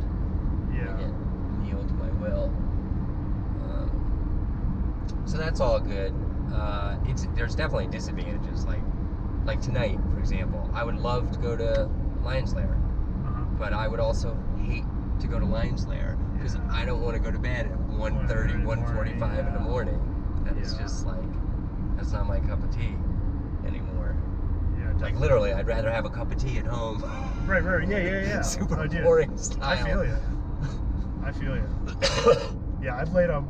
Just physically, like sometimes it sounds maybe whiny, but like some of the stools at these places, and you sit for like 3-4 hours. Oh no, and it freaking like hurts. Like the next day, I'm like, oh, did I just play ice hockey last night? Yeah. Oh no, I just sat at an open mic for 3.5 hours. That's so funny, dude. I have routines I do. So like, I'll come in. No one's ever mentioned it to me, and I've always wondered if people can notice. But like, how would anybody notice how much I'm doing? But I always come in. I always introduce myself to the host. I always say hi to the host, even if I know him. I go get myself a water, or if I'm drinking, I'll go get the drink. Yeah. Or the food if I'm food. I get my little thing from the bar, and I give them $1 so they know I'm cool. Yeah. So I'm all cool, and I find my little spot to sit alone. I always do it alone. I always, unless it's packed and I have to sit with comics. But I usually try to go be alone. Okay. And then I always kind of just like let the table, like where I'm at, like it sounds braggy, it doesn't happen in the beginning, but once you are around long enough and people like you, it just starts to get filled up. Like people just start to congregate around you, and that's when I'm like, you gotta get the fuck out of here. And then I go outside for a little bit. I might even walk around the block, and then someone's like, all right, you're up in 2, and that's when I kind of have to find my own space again and be alone. And like what you said, all those bars are bullshit. The worst tables and chairs. Yeah. They're always sticky. It's always fucking the worst bathrooms. I know if I'm going to places like Lion's Lair tonight, I won't use the bathroom at Lion's Lair. Jesus. I go to across the street. I go to the burrito place. The It's illegal open. Pete's. Yeah, it's open the whole time too. Sure. So I like there. Though honestly, that one and Torito were the only two bathrooms where I had second Torito bathrooms. was so gross. Dude, I had second bathrooms. People are like, "How do you use the bathroom there?" I go, "I don't. I pay the guy across the street $1 every time I go over there to use his." It was like, dude, fuck that. I ain't fucking around with no door. You know what I mean? Just throw up everywhere. It's like, fuck that. I enjoy an atmosphere like Pizza that. London is not exactly a party either. Right. Same with Scruffy's. It's like they have the... Yeah, see, Scruffy's. the fun- Scruffy's is okay. The funny part about those places, though, Scruffy's has a secret bathroom in the back in the showroom. Pretty nice. Yeah. Oh. Have you been to the one next to the bar? No. No, I've only been to the nice one. Oh, see, That's why I was just like, oh, it's not that bad. See, I started going to the one in the bar. Yeah. It's so bad. Really? It reeks like piss. There's holes in the walls everywhere. Like, and then when I found that one back The there, best one is probably Oscar Blues. That's fancy. that one's okay. Yeah. I like that one. Somebody's got the trough. Yeah. But there's never I like them when anybody they're there. private rooms. 'Cause then I can like roll a joint or stuff in there, you know, if it's cold Yeah. outside. Yeah, I smoke weed a lot. So like I Okay. smoke when I go on stage. So like I'm not like trying to get high right before I go up, but like that's definitely in my routine. Like I'm gonna go get high. I'm gonna find one or two people I Right. like, and I'm like, I'm getting high. Right. Come with me. Yeah. And that's kind of how I made friends in the beginning too. Was since weed was so legal here, like, I mean, I smoked weed in Omaha, and that's how I'd make friends. But obviously, it's a little bit more hush hush because you Right. can't smoke like right outside, and everybody's cool with it. So here, since you know, you're technically not smoking on the balcony of the bar that you're performing at, but you just go 2 suites down, and nobody even knows you're at that bar, so you're good to smoke. You good to smoke. Right. And I'll take that time as like a little walk around break to go get my buzz on after my set, and then I can kind of enjoy, you know, listening to open mics for a little bit longer, you know, and like kind of hang out Right. and shit like that. But yeah, I have little routines, so I don't just sit there the whole time. I know what you mean. I used to just sit in one spot, Yeah. and it was just so brutal that I started getting hemorrhoids. For real. Really? You can't sit on those chairs too long, for otherwise you will straight up get hemorrhoids. Huh. So, if anything, I'm about to get an insurance payout from comedy. You know what I'm talking about? There you go. I gotta rubber band these bitches off. Oh man. Yeah, they are bad. What are your favorite mics? Would you say right now? Right Sure, it now, ebbs and flows. But of course, Comedy Works. I mean, that's no brainer. Yeah. That's just number one. So if we just left that out, we've been to Loonee's. yeah, I've been to Looney's. Never. It's pretty good. To their open mic, I mean. No, that's what I mean. I've It's never pretty done the good. open mic. I've done. It's kind of like a poor man's new talent night. Like Right. they'll have like 50 plus people in the audience. That's like good. Regular audience members. Yeah. It's not an actual club. And Damn, I didn't even know they did that. yeah. It's on a super sporadic schedule. That's what I thought. Okay. Yeah. What's the best one is definitely the Bug once a month. Oh, what? I've never even heard of this. Yeah. What? Are people keeping this secret? Yeah, they are. I've been telling everybody ever since I went to it. But yeah, the Bug Theater does a... I know Phil Corridor started there, and I was just like, oh, Yeah. they must not ever do it anymore. No, it's once a month. I believe it's the last Monday of the month. Oh It's my called Freak goodness. Train. It's Yeah, that's what Phil started yeah, at. Yeah. It's one of... It might be one of... It's not as long as And do running as people long as go? Like non-comics? The first time I did it, Yeah. sold out theater. Oh my goodness. Right? It was amazing. And it's on, is it on like the Bug website? Yeah. That's what we're stopping recording Yeah. right now. So that's number one. It's only once a month though. So yeah. And I think Does everybody get up, or are there too many people there's there? only 12 spots. Oh my goodness. So you have to get there at least an hour early to sign up. Okay. They're not just comedy. So you could. Oh. So my goal, I've started in Omaha and I started at an everything open mic. Yeah. So I came up with already things to do to make it better for us. Okay. So when I went there, like if you're in an everything open mic, say like in a town where they don't just have comedy open mics, but you guys want to go up and still kind of have a good show. You don't want to go, you know, because there's like a fucking a poet, you know, Yeah. and then there's some fucking metal, some dude shredding metal, you know, and then there's some fucking girl that does a screamo song, and now you have to do comedy, and then it goes back to that bullshit, you know. So Right. to keep the flow of a comedy show, if there's 3 or 4 of us going together, I'll try to make that happen. Like at the Bug, there was like 3 of us that we all stood in line together. We all got up and we all went up one after another. Okay. So it's like a little comedy block. Yeah. So the first guy might take the bullet, but the next couple guys are getting a really good setup. So that's what I always try to do, is try to get just more comedians in a row. Yeah. Like we went to one year at Bonnaroo, they had an open mic. No way. Right, so we signed up. I signed everybody Like up. lottery, or because they surely more people want to participate. It was just an open mic every day. Huh. So they just like ran it like for 6 hours every day. Huh. So I messaged them and I was like, I want to do it, and I'm going to do it this day at this time. And they're like, cool. So they're just trying to get rough times from people to see how busy it was. And then when I showed up, she was like, all right, you know, I seen the list. There was probably like 15 people before us. So we were waiting a good hour and a half, 2 hours before we would get up. Okay. So I was like, hey, would it be cool if we all went up in a row? And we all, you know, it was like a little comedy block. And the guy was like, yeah, totally. And it was great. Huh. We performed at Bonnaroo to maybe 100 people. That's awesome. Like 80 to 100 people, fluctuating, because it was inside of a air-conditioned tent? It was a barn that sold coffee in the morning. Okay. And it was like 2 o'clock. Okay. So everybody's waking up from the hot sun, getting ready for the shows, coming to get coffee, and being like, oh, who are these guys? Huh. Funny thing is, 2 years later, that is where they have comedy now. Huh.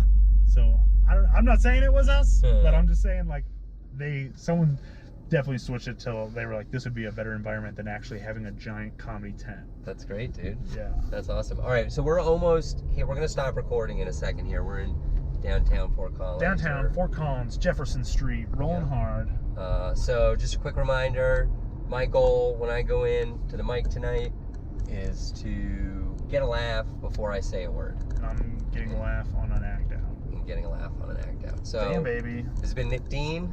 You want to promote anything? You got, I guess you don't have Twitter. Our website, nicdean.net. Nicdean.net. There you go. Check that out. Calendar, podcast, pictures, bio.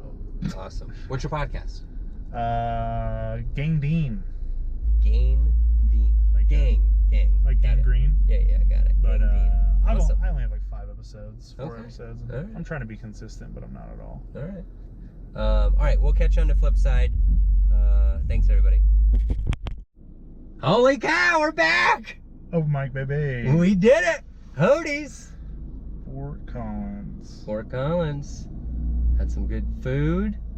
We, you know, I forgot to talk about the book you might have noticed in the first half, but somebody stalked me and bought one. So, good reminder. Not good yet. Check it out. It's on Amazon. Listen to it on Audible. If you're a starving comic, and you can figure out how to email me or send a message through my website, I'll send you a free audiobook. Yeah, what do you think, dude? It was good. That mic was banging. The mic was good. Yeah. It was great. Yeah. All right, I'm gonna start. Oops. She's just a bitch to this young ass girl that. Ooh. That was an interesting audio clip from Yeah. Brandt Tobler's podcast. Why don't we shout out to that? The 31. Oh, I've been shit. binging that. I'm like 85 episodes in. How many are there total? Do you know? 110, something like that. 105. They're getting really good because they're all like Denver comics now. Right. Yeah. But it's been really interesting. Listen, like it goes back like 6 years or 8 years or something like that. And I had no idea all the things that Brandt had been up to, living in Los Angeles. And Yeah, when I first seen him tell that story about, have you ever seen that story that he does on? Yeah. Yeah. And I read his book too. His book's good as well. You should check it out. It's Free Roll by Brandt Tobler. Dude, when I seen him do that at Chorito, I was like, this is the fucking coolest story I've ever fucking seen. Yeah. It was so good. Yeah.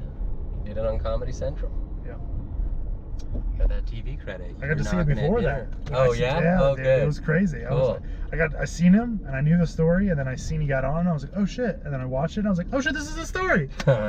So that kind of sucked that I already seen it, but I think the one he did on This Is Not Happening was better than the one I seen, because when I seen him do it, it was like to 12 people at Chorito. Yeah. So it definitely wasn't probably the full slapper story, banger. Yeah. So all right, let's break down the mic. So you took the bullet spot. You want to tell them what the bullet spot is? Bullet's the first spot. First spot. It's difficult. It's difficult because nobody's warm, but I love it because the room's usually full. They're all ready for comedy. Yeah. Everybody's super ready. Nobody's tired. and I can get my work out of the way first. I feel like everything I've been thinking about is fresh, and everyone's always not wanting to do it. So when the host is like, oh, guess I gotta get somebody to bite this bullet. Me? I'll take it. Yeah. Every time. I'll take it. And they're like, oh, really? I'm Yeah. like, yep. And then I'm like, dude, boom. That's great. Guess what? I got all the time in the world to hit another mic now. Yeah. You know what I mean? Like, Yeah. bam, bam, bam. Except you're currently 67 miles Yeah, in an of hour and course. 10 minutes Of away. course, of course. Many other bikes. You were like, you want to go to Rover? I was like, what? No. It's still going on? Yeah, dude, that I know thing, he goes till you get up 11:30. early, but that, Yeah, I man, know. I get up late. He said that to me. He goes, yeah, man, I go to about like 11:30. And I go, what? Yeah. I go, why? I go to thick skin sometimes and then go to Rover after. Yeah. It's crazy. Yeah, that's crazy. It's that busy. All right, so I challenged you to do An act. a physical act out and get a laugh just from the act out. Didn't get a laugh. Didn't do enough of an act out. I went. The act out was me as a secret agent in the future. My job is to go back in time to kill future Hitlers. Basically, I have to go back in time and kill babies. So I was pretending to be on the phone with my boss, like I just showed up to kill the future Hitler, and I was like, he's just too cute, and he was gonna be like, oh, he killed your mom, and then I was gonna choke him to death. I didn't choke him to death though, because I felt like I don't know if it was quiet so much because the act out wasn't big enough, or because people were still processing the murdering of babies. Yeah, exactly. And I felt like one, the act out wasn't big enough, and two, once I did make it big enough, it was still just talking about killing babies. So, you know. Yeah. If it worked though, it'd be legend, right? That would be pretty good. That would be pretty good. But you should have gone bigger with it. I know. You should have just got real goofy and stomped its head. I You know? They're squishy. That's what it's You about. kick it right through the fontanella or whatever it's called. Yeah. Oh, you know what would have been funnier? I should have kept acting like he wouldn't stay flipped over. That would be good, dude. Anything like that. Yeah, that was rough. Yeah. We had a rough couple of challenges. So what was your challenge for me? Just you have to get a laugh before you speak. Yeah, so I went up fourth, and third was PJ Johnson. And I knew I was in trouble with that challenge when PJ came out and just looked at the crowd for like 6 seconds. He basically did your challenge. Yeah, he like stepped on my joke. Yeah. Without even speaking. Stepped on your challenge. Yeah. Without even knowing it. That's so crazy. So then I get up there and I was just like, well, so I started messing with the mic stand, but that mic stand, it doesn't move. Right. Oh, geez, so I kind of didn't know what I was doing. Yeah, a little bit. That's the funny part is PJ definitely wasn't doing it to get, I don't think he did. He wasn't doing it to get laughs. He was Right. more like challenging the audience. He's more like, everybody be quiet, I'm going now. Yeah, he was like establishing dominance. So the problem for me was, now we have this rule in place that when somebody doesn't make any noise, it's not a laughable moment. Yeah. And I was like, oh man, I'm in trouble. Yeah. But I tried. I liked gave it, I think I probably went 20 seconds, No, yeah, you went a long time. 25 seconds, and no laughs. The funny, because you were going so long, I was like, this is gonna work if he just keeps his hands up. And the second you touch that microphone again, I was like, it seems like you don't know what you're doing now. That really seems like you're really not doing it. Like, What helped me was it was one of those droopy microphone stands. Yeah. So that kind of helped a little bit. And I got like some Snickers here or there, but yeah, I definitely pulled the ripcord. And once I started talking, the first thing I said was, "That wasn't a good idea, Nick." Yeah, I heard that. I laughed really hard about it. I think you got more laughs than I did. So. During the set? Than my challenge. Oh, yeah. You got like 3-4 Snickers. I don't think I think mine was silent. They were like, is he killing a baby right now? Yeah. I'm like, oh yeah, this is probably the worst part to act out. Oh shit. All right, well, should we talk about anything else? You run into anybody up there? A few people. Someone gave me 2 pop brownies that I ate. Somebody also gave me a free beer. So I'm on top of the world right now. All right. All right. I'm pretty good. I'm fucking about to squeeze into this hour drive. All right, guys. Nic Dean. One more time. NicDean.net. Yeah, NicDean.net. I'm on the thing called the internet. Yes. You can check me out there. Yes. And If you're Mark looking Masters. If you're looking at this, click on my name. Yeah. Mark. Yeah, we'll have notes, right? I don't know how this works, but eventually. Yeah. Yeah. Just look at the, click the like, subscribe, whatever. Am I driving right now? It's Nope. a good question, folks. Oh, I wish it was the buzz ones. All right. See you guys. Bye bye. Bye. Oh, and we're back with extra bonus footage. That's right. That's right, because I forgot to say that. He was saying there were so many girls at the mic, which is true. It was like 2/3. Yeah. 60%. I would say women, but they were barely women. They were college. young women. Young women. And I made a girl spit out her beer during the one good joke I had during my set. She took a sip right in the setup, and then I got her with a dagger of the punchline, and she had to spit it back into her cup. It was a victory for me. My first ever spit up beer. Pretty exciting. What if you found out she was just like, oh, this is IPA?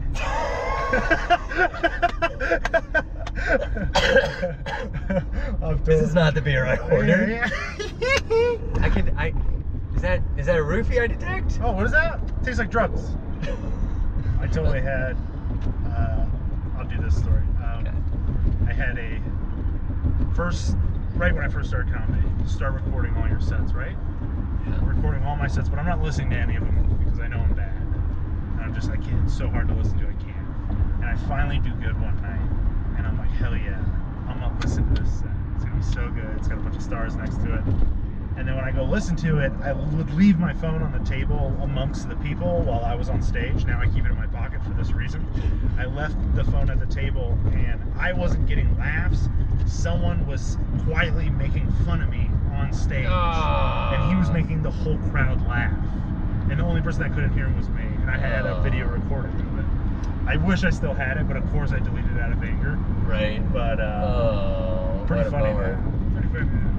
You had a couple like minutes or hours of victory though. Yeah. You gotta take those. You gotta take what you can get. You gotta feel on top. Yeah. Mm-hmm. And the good news here is we'll be home before some of those other Denver comedians we saw even get up. Yeah, some of them won't even. They'll just leave. Sweet. They'll just drive back. Without getting up, you think? Seems like it. Huh. Yeah. Yeah, we both did. How much time did you do, by the way? Did you record your set? Yeah, I think I did 5 minutes. Yeah. He didn't like me. Right? No, you were doing great. Yeah. You're doing good.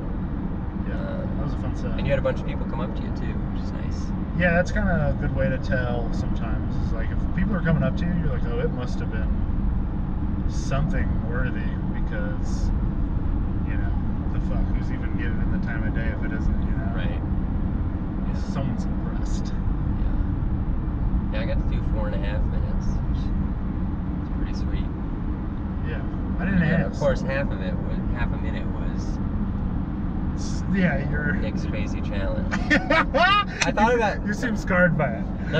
The other thing I was gonna do, I had this like cough recently, and I was just gonna have a coughing fit on stage for like 20 seconds. That would have been. I kind of wanted to do. Yeah, you shouldn't have done. But the problem was I tried to cough like before I was going up, and I I didn't have it.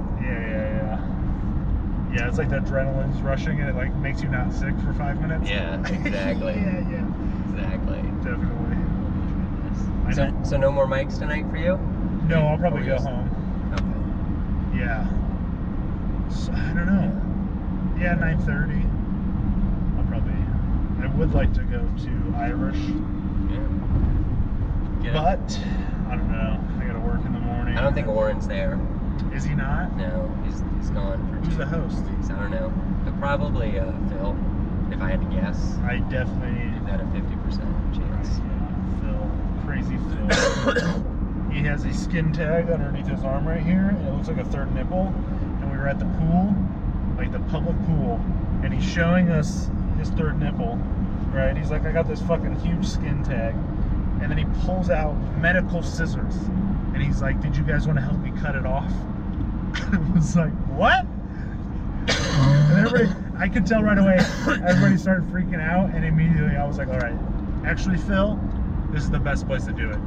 Get in the pool. We need you to soak first. In the pool? Yeah, I was like, where's my the? God. It's all chlorine. It's the cleanest place to do it. Oh my God. Oh my God. It was so goofy. That's terrible. You got any shows coming up? What shows are you on? Oh, dude, you want to hear them? Yeah, run us through your calendar. You want me to brag real fast? All these people, Dude, if these people watching are anything like feel me, good. they're not on very many shows coming up. I feel really good right now. Okay, let's hear it. Headlining Irish Snug this Friday. That's fun. Yeah, the Tuesday. 30 minutes? Yes. Okay. Who puts together that show? Jose. Oh yeah, he's the best. Josue, sorry, Josue. Oh, Josue. Josue. Different guy. Yeah, I don't know his last name. Josue something. Yeah. Goldfish Entertainment. That's what I know. They ticketed a show? Yeah, I think it's $5 in advance and then 10 at the door, which are pretty steep. Yeah. For me. Yeah. Hey, you're a big name, buddy. You're a draw. I think he's insane. Does he get people? Do you know? Have you been here before? I think it's more of a. I think he's selling the room more than he's selling the comedians. It seems like, and everybody tells me that it fills up. So. What do you mean by that? What does that mean? Like Boulder comedy show. Yeah. Okay. It's just always full. Just an event. Right. Everybody's just like, yeah, we're just gonna go to the Boulder comedy show. We know it's good. Yeah. So I think that's probably his. Yeah. Well, that's good. Because I don't sell tickets, so I don't know. Yeah. He thinks that's gonna work. Yeah. Well, keep going. Was that it? No. Sorry. Yeah, I got excited. Yeah, guys, I'm feeling really good. One headline Really good. spot, baby. No, and then the Tuesday after, Walnut Room. Wednesday, Dead Hippie. Thursday, Colorado Room. Holy cow! Are you Friday, kidding me? Back in Fort Collins? Yeah. Friday, Wow. Space Case Comedy. So those are all in a row. So you got like 6 out of the next 7 nights, or 5. okay? That's incredible, dude. That's great. 5 there. In September, I'll be in Omaha. Sorry, I'll be in Kearney, Nebraska, the 6th. That Saturday, I'll be in Omaha at Backline and at the Barley Street Tavern, Deanstock, 2019, baby. Okay. And then the day after, we'll be in Millard in Omaha. So I got all them shows. Is Millard a tomorrow. place? Yeah, it's a part in Nebraska. If you're in Omaha, you know what it is. Okay. For sure. It's the north. Okay. It's West Omaha. All right. Then on the 14th, some distillery. Out of state? That one's in Denver. Okay. That one's in Denver. We're back in Denver, baby. You, man. Look at the You're music. crushing. Fact, another one, 20 minutes at a brewery show. Amazing. Then I'm on High Plains. How many free drinks in the next 2 weeks do you think you'll drink? Oh, for real? So I got one today, or counting today. Sure. Say one. How'd you get that one? Some fan just buy it for you? Yeah, just someone came up to me and was like, "Hey, great set. I liked it." And we talked for a little bit. She was like, "You want a beer?" I was like, "Yeah, totally. Let's have a Nice. beer, baby. Let's do it." At first I said no. I was like, actually, yeah, sure." Because I haven't been drinking because of my wisdom teeth. Today I was like, I'll give it a try. Nice. I'll risk it for the biscuit, you know? Yeah. Boom. Still going after the brewery. We got High Plains at the end of September. Okay, you're on it. I'm on it, baby. Oh, you heard it here first. Inside scoop. First time? Yes, first Amazing. time. Yeah. I've never even attended. Oh man, it's so good. I'll have to check it out. Yeah. Where's your show? Do you know? No, I don't know any of the details. I'm not supposed to post it online yet, Okay. technically, but We'll keep this under wraps. yeah, just don't tag them. I don't even know what that means, bro. Unless we're playing laser tag. Oh yeah, exactly. No, I got all those, and then one more brewery in October, baby. That's amazing, dude. Yeah, so I got That's great. like on top of the festival, which is 3 days long, like 12 shows. You're doing 12 shows? Yeah, that was like 12 I just said. Oh, got it. Yeah, I yeah. got it. No, not All on the festival. Okay. Yeah, all together without the festival, so Yeah. who knows? No, the festival, it's my first year. I'm a newer comic. They'll probably have me host the open mics. I'm pretty It's excited. still, that's an honor, I guess. Yeah, just Yeah. excited to get the wristband. It is one of the best festivals I've ever been to for comedy. Yeah, Denver, Colorado. What is it, late September? Yep. High Plains Comedy Festival. Check it out, people. Yeah, and so thank you for asking. My show calendar, very Yeah. busy. What do you got? 2 shows in the next 6 weeks. Nice. Pretty solid. Where at? I'll be doing Butcher Knife Brewing Company in Steamboat Springs, Colorado on Friday, September 13th. Friday the 13th. Toot toot. Huh? How about that? I'll either be we gotta flip a coin. I'll be the headliner or the feature. We're both doing 20 minutes, so. Nice. And Who's that then Pat Treuer out of Chicago. Okay. And then some people in Steamboat who, like, there's a small open mic community there. Oh, nice. I haven't met him yet, but I will this coming September. And then the next night, September 14th, I'm in Vail. It will be the very first Vail comedy show, which I'm pretty excited about. Derrick Stroup is headlining. I'll be hosting, so that'll be a new experience for me. Hell yeah. I've done a little bit of that, but it'll be fun. We got 5 amazing comedians on the show, and then there's another one October 19th.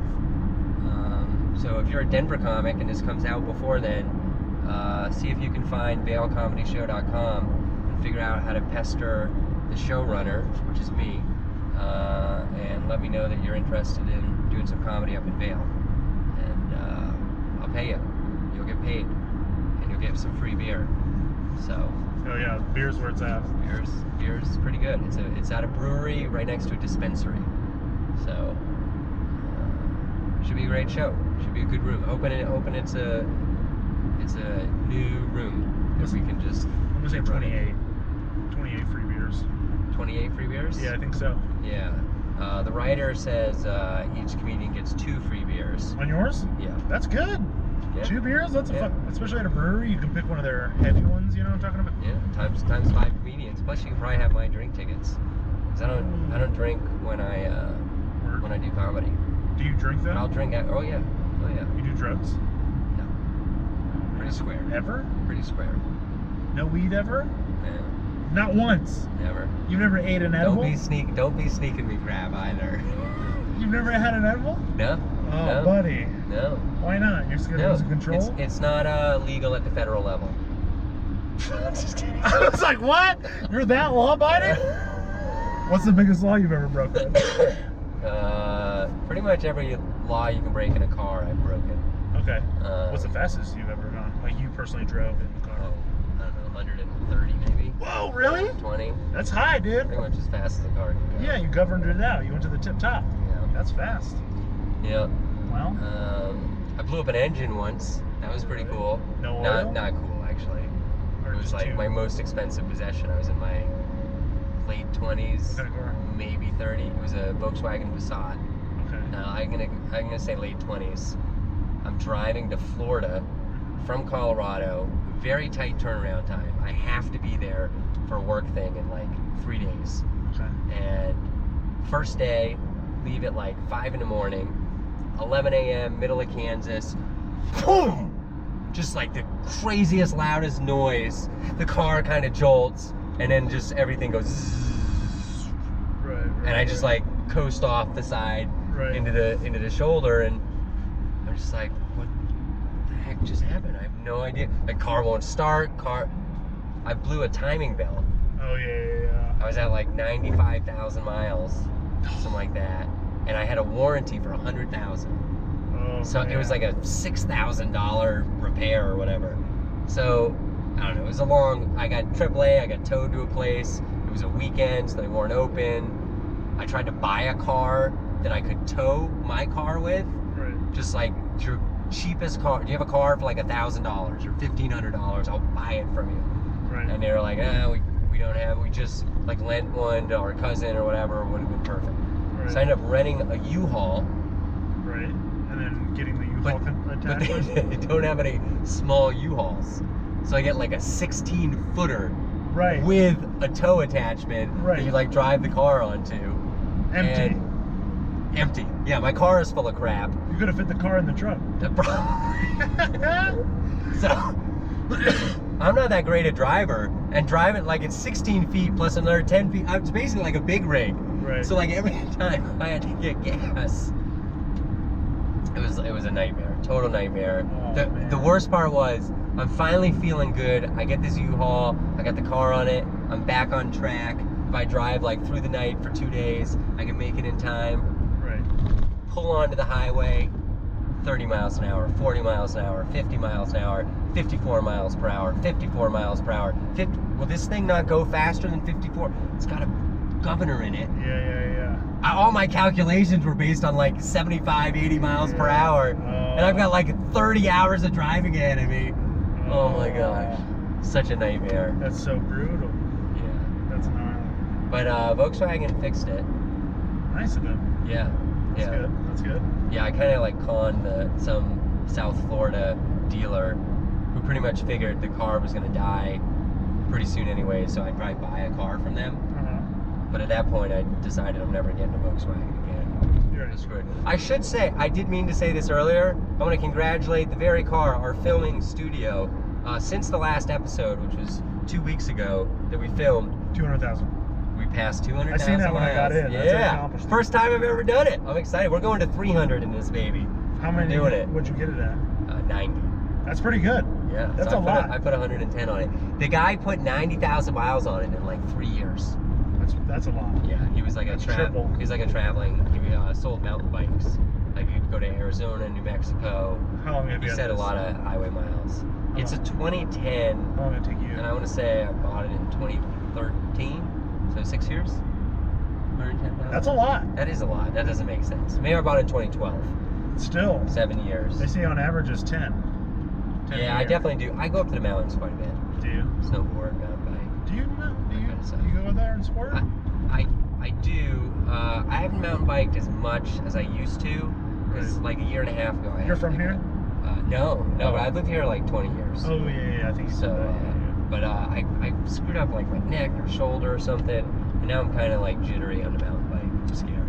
Okay. So I don't do it as much. I do trail running, and I definitely snowboarding. I love to snowboard. That's a lot of fun. I've never been. I skateboard and stuff, and I've never. It's not hard. It's good. I can't afford it. I've never been able to afford it. It's outrageous. I've just been waiting for anybody to have Although like, once all you the get stuff in, ready. Once you get into it, like it gets cheaper. Like it No, doesn't get definitely. it doesn't get any cheaper than living in Colorado, because like as expensive as the ski passes are, in It's like all in seasonal. March it's like 125 to 150 bucks a day. Right. So basically a ski pass is like 4 or 5 days of stuff, and Right. it's pretty. Once you have the gear, it seems not too and you bad. can, like, my gear is so old, like you just use it into the ground. Yeah, you just make do. Yeah. Definitely. Yeah, snowboarding's fun. All right, we're a little off topic, but that's what hanging out with comedians is all about. Bruh. Yeah. Going All right. off. All right. Anything else you want to share? I think that's it. That's it. That's a hell of a mustache, by the way. Dude, I got into a lift the other day and he complimented me and he asked me if A it was. lift, huh? Yeah, he was You like, know, because they're like mascot is a mustache. oh yeah, it is. Yeah. He asked me, he was like, is this a special occasion or is this He does all the time. Or you use dirtbag all the Oh time. yeah, that's basically what he was saying. And I was like, oh no, this is all the time. I was like, I can't grow a beard, so this is all I got. Little I'm sporting patchy. it. Yep. I can't do it at all. Pretty much. Who do you think's gonna make it from our scene? Describe making it. You know, who's gonna be? A Who's gonna millionaire? move to LA next that has done comedy less than 10 years Right. And so actually far. gets things. and will get Some stuff. and will move to LA in the next 5? That's it. Like, I don't know a lot about all the comedians' personal lives, so there's probably like an element of who could move to LA. Right. Who's got a wife? Who's got kids? Yeah, Who's got exactly. stuff like that? I mean, I don't know. It's tough to say. Will Montgomery, he's already there. He's already doing it. Montgomery. Is that the guy from Kill Tony? Yeah. Yeah. That's my He's a Denver guy? Oh, we all know Will. What? Will's a little savage. Will's a fucking When animal. was he in Denver? I've only been here a year and a couple Yeah. months. He was here, I moved here, and then he moved here probably like he was either here like right after I was, or maybe like a year after I was, and he lived here for like, He's from like Tennessee, right? yeah. Okay. And he lived here like 3 Yeah, I've heard him a years. million I times. almost on lived Kill with Tony. him. Yeah. Really? Yeah, he asked me we were moving out of our place, and he asked us to come stay at his place right before he moved to LA, and I was like, it was only for like a couple months though, and I was like, I kind of want to, like, I signed this lease for 3 years. That was what I was trying to do. Okay. You know, and he was like, "You want to come over to my house for 3 months?" And I was like, "Ah, dude, no, I'm trying to live in Denver for a while." Like, Yeah. so I couldn't do that. But no, dude, he was just so funny and so crazy. He had jokes. So he did all the open mics and new talent nights and stuff like that? Yeah, everything. Unbelievable. He was Amazing. nothing until he went there, and then they threw him up on Kill. He did Kill Tony, and he was just, I mean, he just did his shit. He was just so weird here that he would play bits out to people so hard that it would like bother people. Like he was that committed. Okay. But then if like I'd get one-on-one with him, and he'd just break character. He'd like realize he'd be like, okay, cool, and he'd like not go into like one time. We were at El Torito, and Corey is hosting, and he's just guest hosting. Okay. Corey Rose. Don't know him either. Yeah. Okay. Sorry. That's okay. So he's guest hosting, and Where's he now? he had a kidney problem, so he had medical issues and like kind of didn't come around. He's still improving a lot, it seems like, but Okay. it doesn't seem like he wants to go out late. I don't know. It seems like he had some problems at home and shit. I don't know. Okay. So he's hosting, and you know we're all there. Will's there and everything. We all sign up, and then when we come back in the room, Corey's freaking out because somebody ripped the list out. Right? But the only people are there are like us, you know, like me, Will, and a couple, like Evan Johnson, like a couple of people. So it's like obviously one of us. Right. And he will not and like let it go. He's just like, dude, this is so fucked up. Like, who would do this? You know, like Corey's really taking this thing to heart. You know, it's like he's almost taking it like they did it because he's the guest host or something. You know. Okay. What was the venue? El Torito. Oh yeah. And you know, Will's like, yeah, man, I'm sorry I did it. And Corey's like, did you really? And he's like, no, I didn't do it, man. I just like, you know, let's just fucking do the mic. And he's like, yeah, but man, it's just fucked up. And he's like, oh yeah, it's fucked up, man. I'm so sorry. And he's like, did you do it? And he's like, no. And he's like, God, what the fuck? It's just so stupid. And then Corey walks away, and I look at him, and he goes, yeah. I was just like, you're fucking an animal, man. I was like, what? He was just like such a trickster. He's at my mic, right? I'm hosting. Where was your mic? Herbs. Oh, I love Herbs. Yeah, just right there by Torito. Yeah. So I did that for like 2 years, and What happened to the mic? Why'd it die? People didn't show up. Okay. Well, and first- did the venue kick you out, or did you just give up? They eventually kicked us out. Okay. They let us go for a whole year. I love them to death. They shouldn't have done that. They Yeah. gave us way too much money. Is Herbs the place with the Yahtzee? Yeah. The dice? Yeah. To win the I love money. that place. Oh, yeah, they dude, I have great played that blues so much. bands and jazz. I watched. I knew somebody that won it. Oh, really? Yeah, I've never won. $1,200. Probably played like 10 times. Yeah, I played every week for 2 years. But yeah, so I host Herbs, and What night was it? Monday. So that was the death of it. Was I started it during another Monday mic, and then they kind of like slowed down, and then Thick Skin started, and Rover started. So mine. Warren does a good job, the Rover. And mine didn't have a a lot of crowd. comments. Theirs have crowds. I didn't have a crowd. So it's only ever comments. Only comments. Yeah. Yeah. So it was a great room, just terrible. Yeah, that's a cool stage. Yeah, it's just like a local bar. It's not, you know. That's too bad. So I'm hosting. Okay. I'm in charge. You wouldn't do this to the host, Captain right? Nic Dean. Right, anybody, Captain anybody. I'm just saying, like, you're not gonna come up and do this to me. I can't afford to drink, you know. Can't wait to get paid after the night because this is the only income I'm even getting really. Right. And Will's there, and I'm just bitching about not having any money and wanting to get fucked up and shit. And he's having a PBR, and he's like, "Hey man, you want a beer?" I was like, "Dude, I would love a beer." And he's like, "Oh, come here." And he takes me to the bathroom. He opens up his backpack, and it's filled with beer. And he fucking gives me a beer out of his backpack, and I'm like, "Well, I guess this is what we're doing." And we start drinking to the point where we're all fucked up, and he's drinking PBR. And he must have, or maybe it was Rolling Rock, and then he switched to PBR. Because I'm not drinking, you know, I didn't keep going back to him. He only gave me like enough I got a good buzz. I don't need to keep drinking the man's beer. And he's drinking a different kind now, but they don't have this kind at the bar. Right. So the bartender comes up to him and he goes, "Will." And he goes, "Yeah?" He goes, "Bro, you're my buddy, but we don't fucking serve Rolling Rock." And he goes, all right, I'll get out of here. I'm like, dude, just such a fucking trickster. He was so funny. Oh my gosh. One of his jokes was he would do, he'd like scream one-liner, like he'd like be playing the character in one-liners. That's kind of what he's doing. It's so crazy. Okay. He'd be like, he's like, I bought the fucking ecstasy for the movie. The least you could do is buy the fucking tickets. It's me talking to my uncle in 1984, the movie Twister. Just like, oh my gosh. crazy. How did he do at Comedy Works? Oh, murder. Yeah? Yeah, he's so good. He's been doing it, I think, 10 years. Okay. He's been doing it a long time. And he's really funny. And he still writes a works lot. in a public storage kind of place? Oh, I have no idea. And that's what they say on Kill Cody all the Is it? time. Yeah, Oh, yeah. no. Because, no. Those are all jokes. Because he used to come to the mic and go, yeah, so I'm the manager down at the La Quinta Inn. And if you need any Adderall, he'd like try to sell you drugs at the La Quinta Inn. And he'd like really set up times to meet people at the La Quinta Inn to sell them things and shit. Oh my goodness. I'd like see him like really just playing, like people would come up to him and think that was him. Does he come back through town and do shows? I've never seen him come back before. Huh. Interesting. But I did watch. So Okay, so who's the next Will? Oh man, dude, I don't know, because there's nobody as crazy as Don't Will. just take a crapshoot. It's like playing Yahtzee. Right.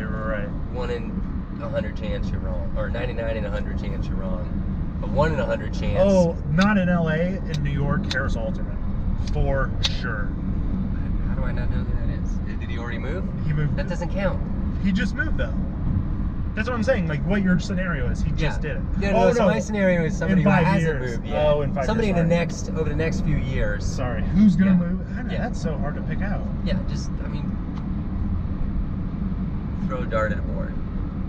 I mean, I think an easy guess would be Sam Talent or Janae Burris, right? Because they just got jammed out. Oh, and- okay. but they probably don't qualify. My rule was they have to have been doing comedy for less than 10 years. That's what I thought. Yeah, I think they're probably above. they're definitely above. Okay. Yeah, I think Sam was around 9 years when I moved here, so he's got to be above that. Do you, let me ask you this, dude, totally other side of the spectrum. Mhm. You ever see a first timer go up at an open mic and know they're not going to make it? No. Okay. No. That's interesting. Oh, yeah. You know, I mean, Like, what are the telltale signs? like I mean, if I had to be blunt, Yeah. they're like kind of retarded, but they might actually be mentally Oh, challenged. okay. Yeah, okay. You know what I mean? Like sometimes you Yeah. actually see a crazy Yep. person. Yep. Yeah. You know? Yeah. But it could just be Will doing an act. No, you see him a lot. You see him a lot. Not so much in Denver. I've seen him in other scenes. You're right. More actually, than Denver. Denver pretty, has not that. I think it's too expensive. I maybe. think it's too, because in Omaha there was a couple kooks. Yeah. There was a couple dudes where I was like, I'm scared those dudes will stab us all if they don't get on a show soon. And by not make it, I meant more like we'll quit. Oh yeah, I see that all the time. Yeah. Like, do you feel like Someone- you know, like 80% chance a month from now I will never see this person again? Not a month from now, but not next year. Okay. You know, because people always like, it's never like a Yeah. dry cup. It's always dragged out, it seems like. It's always like, I'll see them once a month for a year and then never again. Okay. For sure. Yeah, because you see it happen. You can call them out when they just got a divorce, Okay. and now it's been a year, and Yeah. now they're already living with someone new. Okay. And you're like, okay, this isn't. You just found somebody. You know what I mean? Like, Found a replacement for comedy. right. For whatever comedy was supposed to be. You got broken up because you thought you had a dream, but that was just a reason to get out of your relationship. And then now that you're a new person now, Yeah. and you tried this new thing, you don't have to be like fame. You know what I mean? You're not going to Yeah. go to the top. You just needed to Right. change who you were. So I see that a lot. You can always tell by people's relationships usually how they're going to be at the mics.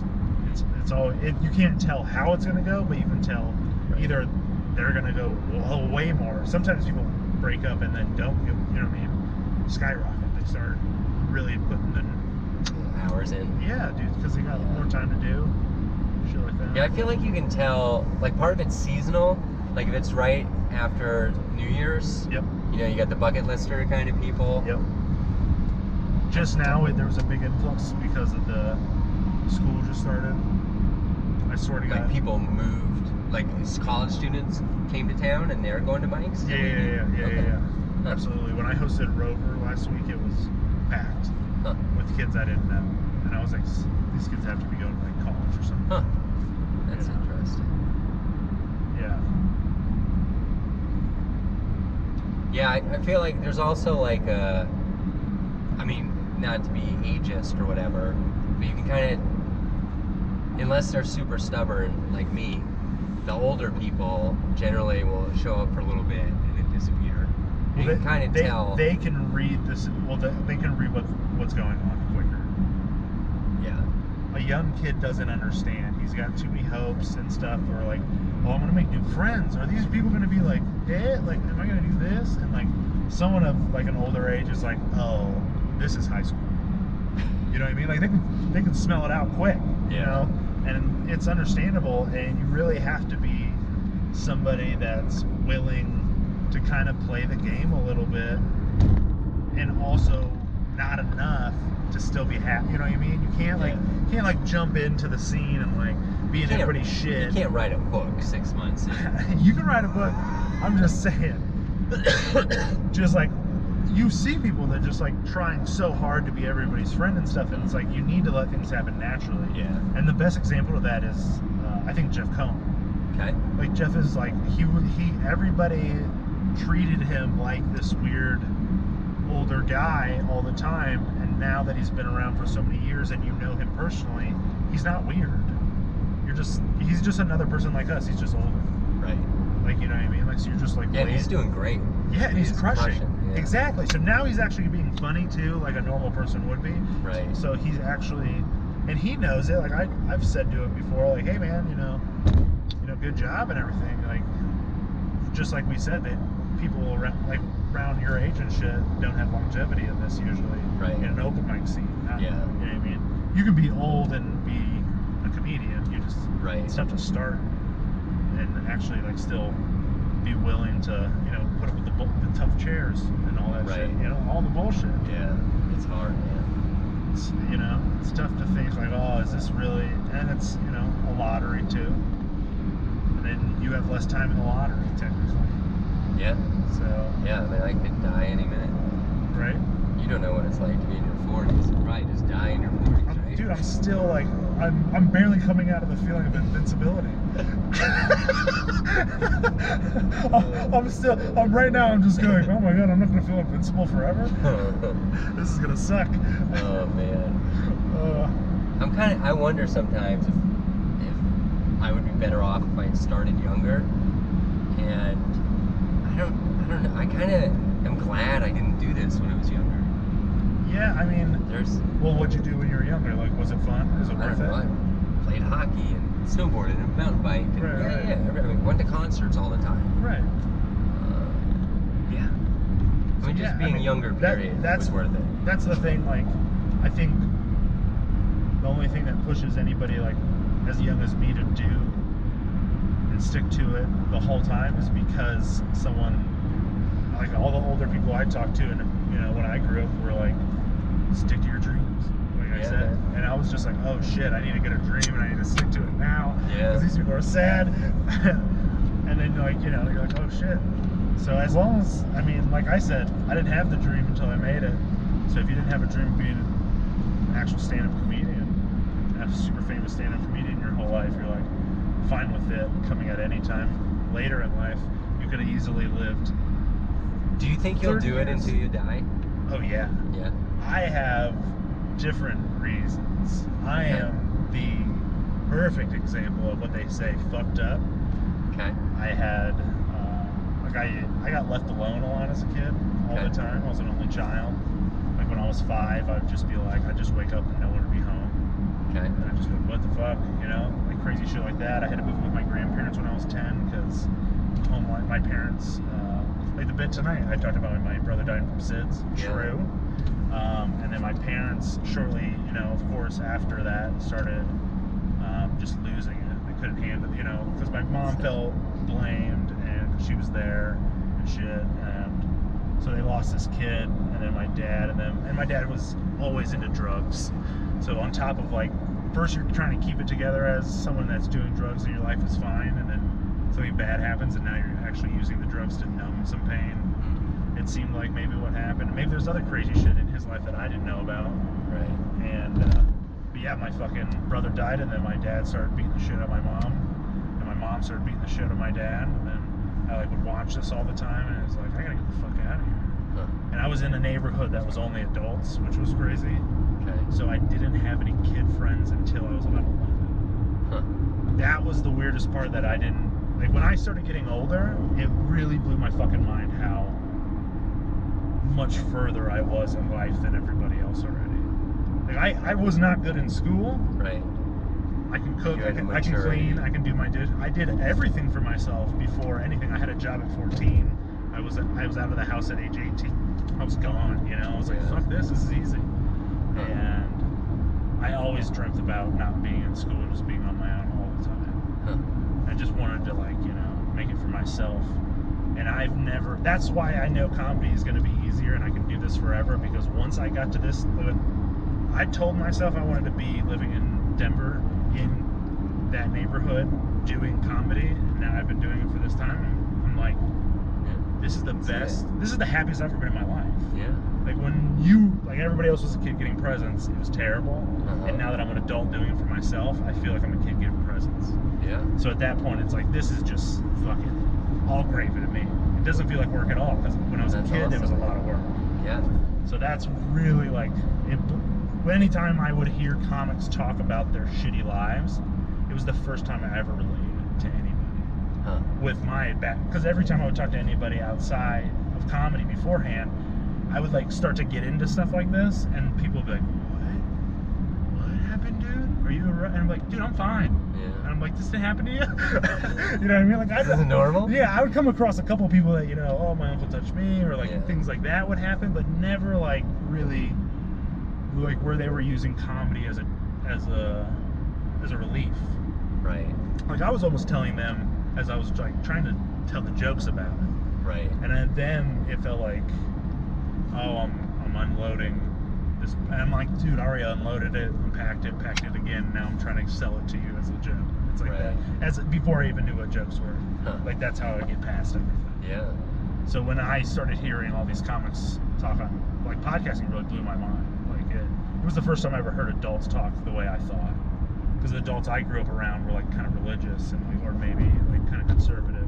Right. Like nobody ever talked about their feelings and shit. And it was like, what the fuck? And I definitely want to talk about this shit. Who gives a fuck? Yeah. I never had a feeling of Secrecy. Or... yeah, secrecy and shit. Yeah.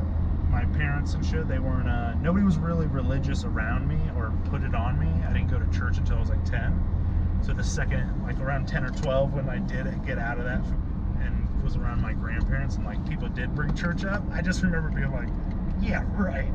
Like I just remember thinking, this is a joke, right? You guys believe in this? Like nobody even taught me early enough, so like I came up with ideas on my own. Right. It was so crazy to even hear people talk about it. I didn't know what a Jew was until I was like 13. Huh. And like there was definitely probably Jews around us, but Yeah. nobody ever talked about it. 'Cause Right. they're like nobody wants to be like, I'm the Jew in Nebraska, you know. Right. No, it wasn't like anybody was outward hating everybody, but it was definitely like on the peak of like everybody's still kind of quiet about it. Right. It's definitely a lot more open now with the internet. It's like my mom's on the internet and shit. Right. My grandma's on the internet. Everybody's on the internet. I just read, there was just a story the other day about screen addiction Yeah. and how it's worse in seniors than any other demographic. Yeah, they don't have anything to do. Yeah, maybe. And they don't have the defenses against it. Yeah. Like, I feel that way. I grew up without screens my whole life. Mhm. And then all of a sudden, I'm super addicted to my phone now. Yeah, like my mom doesn't understand. Like I remember she still doesn't understand. Like, oh, you won. Give us your, you know. Right. She doesn't understand that Yeah. she didn't win. Right. You know, I'm constantly talking to her, and she's like, you know what I got on the internet the other day? I think it's coming in the mail. I think it's going to be a $10,000 gift card. And I'm like, oh my god, no. Speaking of winning, have you do you win any comedy competitions back in Omaha or anywhere else? Yeah, the Funny Bone. They do. It's an easy competition. They just do one night. So eight people. So you have a 1 out of 8 chance to win. I did it 7 times, right? Okay. So this is a funny story.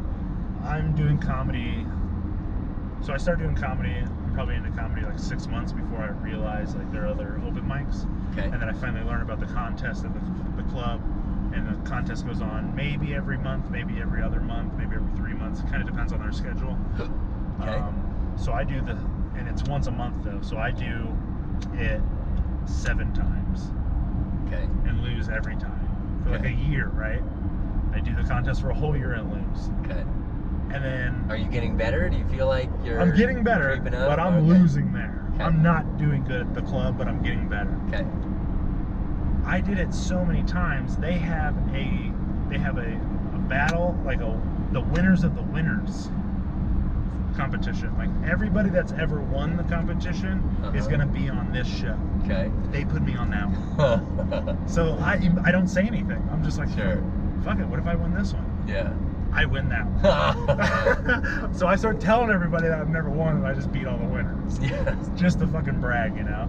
And it was so cool. So they gave me like a weekend to host. Nice. And I got paid, you know, like $50 a show, and then there was fucking 6 shows. So it was like, you know, like I was a real comedian. Yeah, My man. family came out. It was tight. It wasn't like they were great shows. It's definitely on a potato salad weekend. Sure. Papered room. Yep, 100%. But it was still tight to do all that. But looking back on it, I was not good.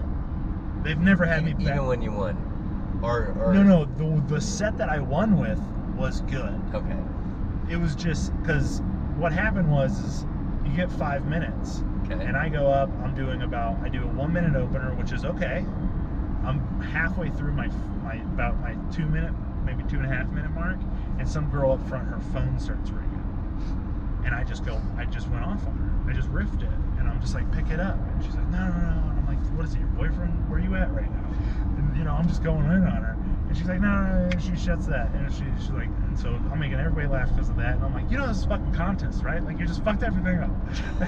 I think about this all year. And this is all we got to do. This is all we live for. You just ruined it. And you're not even going to eat. You haven't even touched the pickle spears yet. The fried pickle spears. You don't like spears? You like chips? She's like, I don't like spears. I like chips. And I was like, the spears are the best. It's more pickle. And so the whole thing was just me going off on her, and then I do my closer. So it's just great. Yeah. So I win. And when I go up and win, I picked up one of. She still didn't eat them.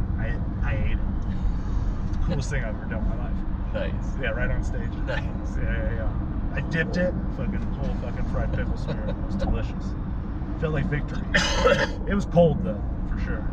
Can you host when you go back, or No, that's what I'm saying. with Yeah, them? they won't let me because I did that hosting weekend and I just was too. Well, the first night, I'm trying to be as clean as possible, and I'm not very clean. Okay. I'm not cussing a lot, but like I said, I'm just talking about gross shit. Right. Talking about finding my grandma's dildos and shit, you know. And then on the last night, there's nobody there, and in my head, I'm like, what am I gonna fucking burn it down any worse? So I just do some shit. I just try some new shit. It's just really dirty. And people laughed, but you know, I just You like might have burned the bridge. Yeah, not like burning a bridge, but just like obviously letting them know that I'm not ready. Right. So like, so I don't blame them for not ever responding back. But yeah, I've tried to get booked back. Yeah. You know. Oh man. We have a show coming up there that we made and we booked and that we're doing and I'm hosting. So you rented the whole club? not the Funny Bone, but yeah, Okay. we got the room at this bar. Okay. And that we've done shows at before. Nice. I think we're out of juice on the thing, so we'll keep talking, but let's say goodbye. Bye, dude. Yeah. All right. Bye bye. Is it off right We're now? back into Denver. I don't know if it's been recording.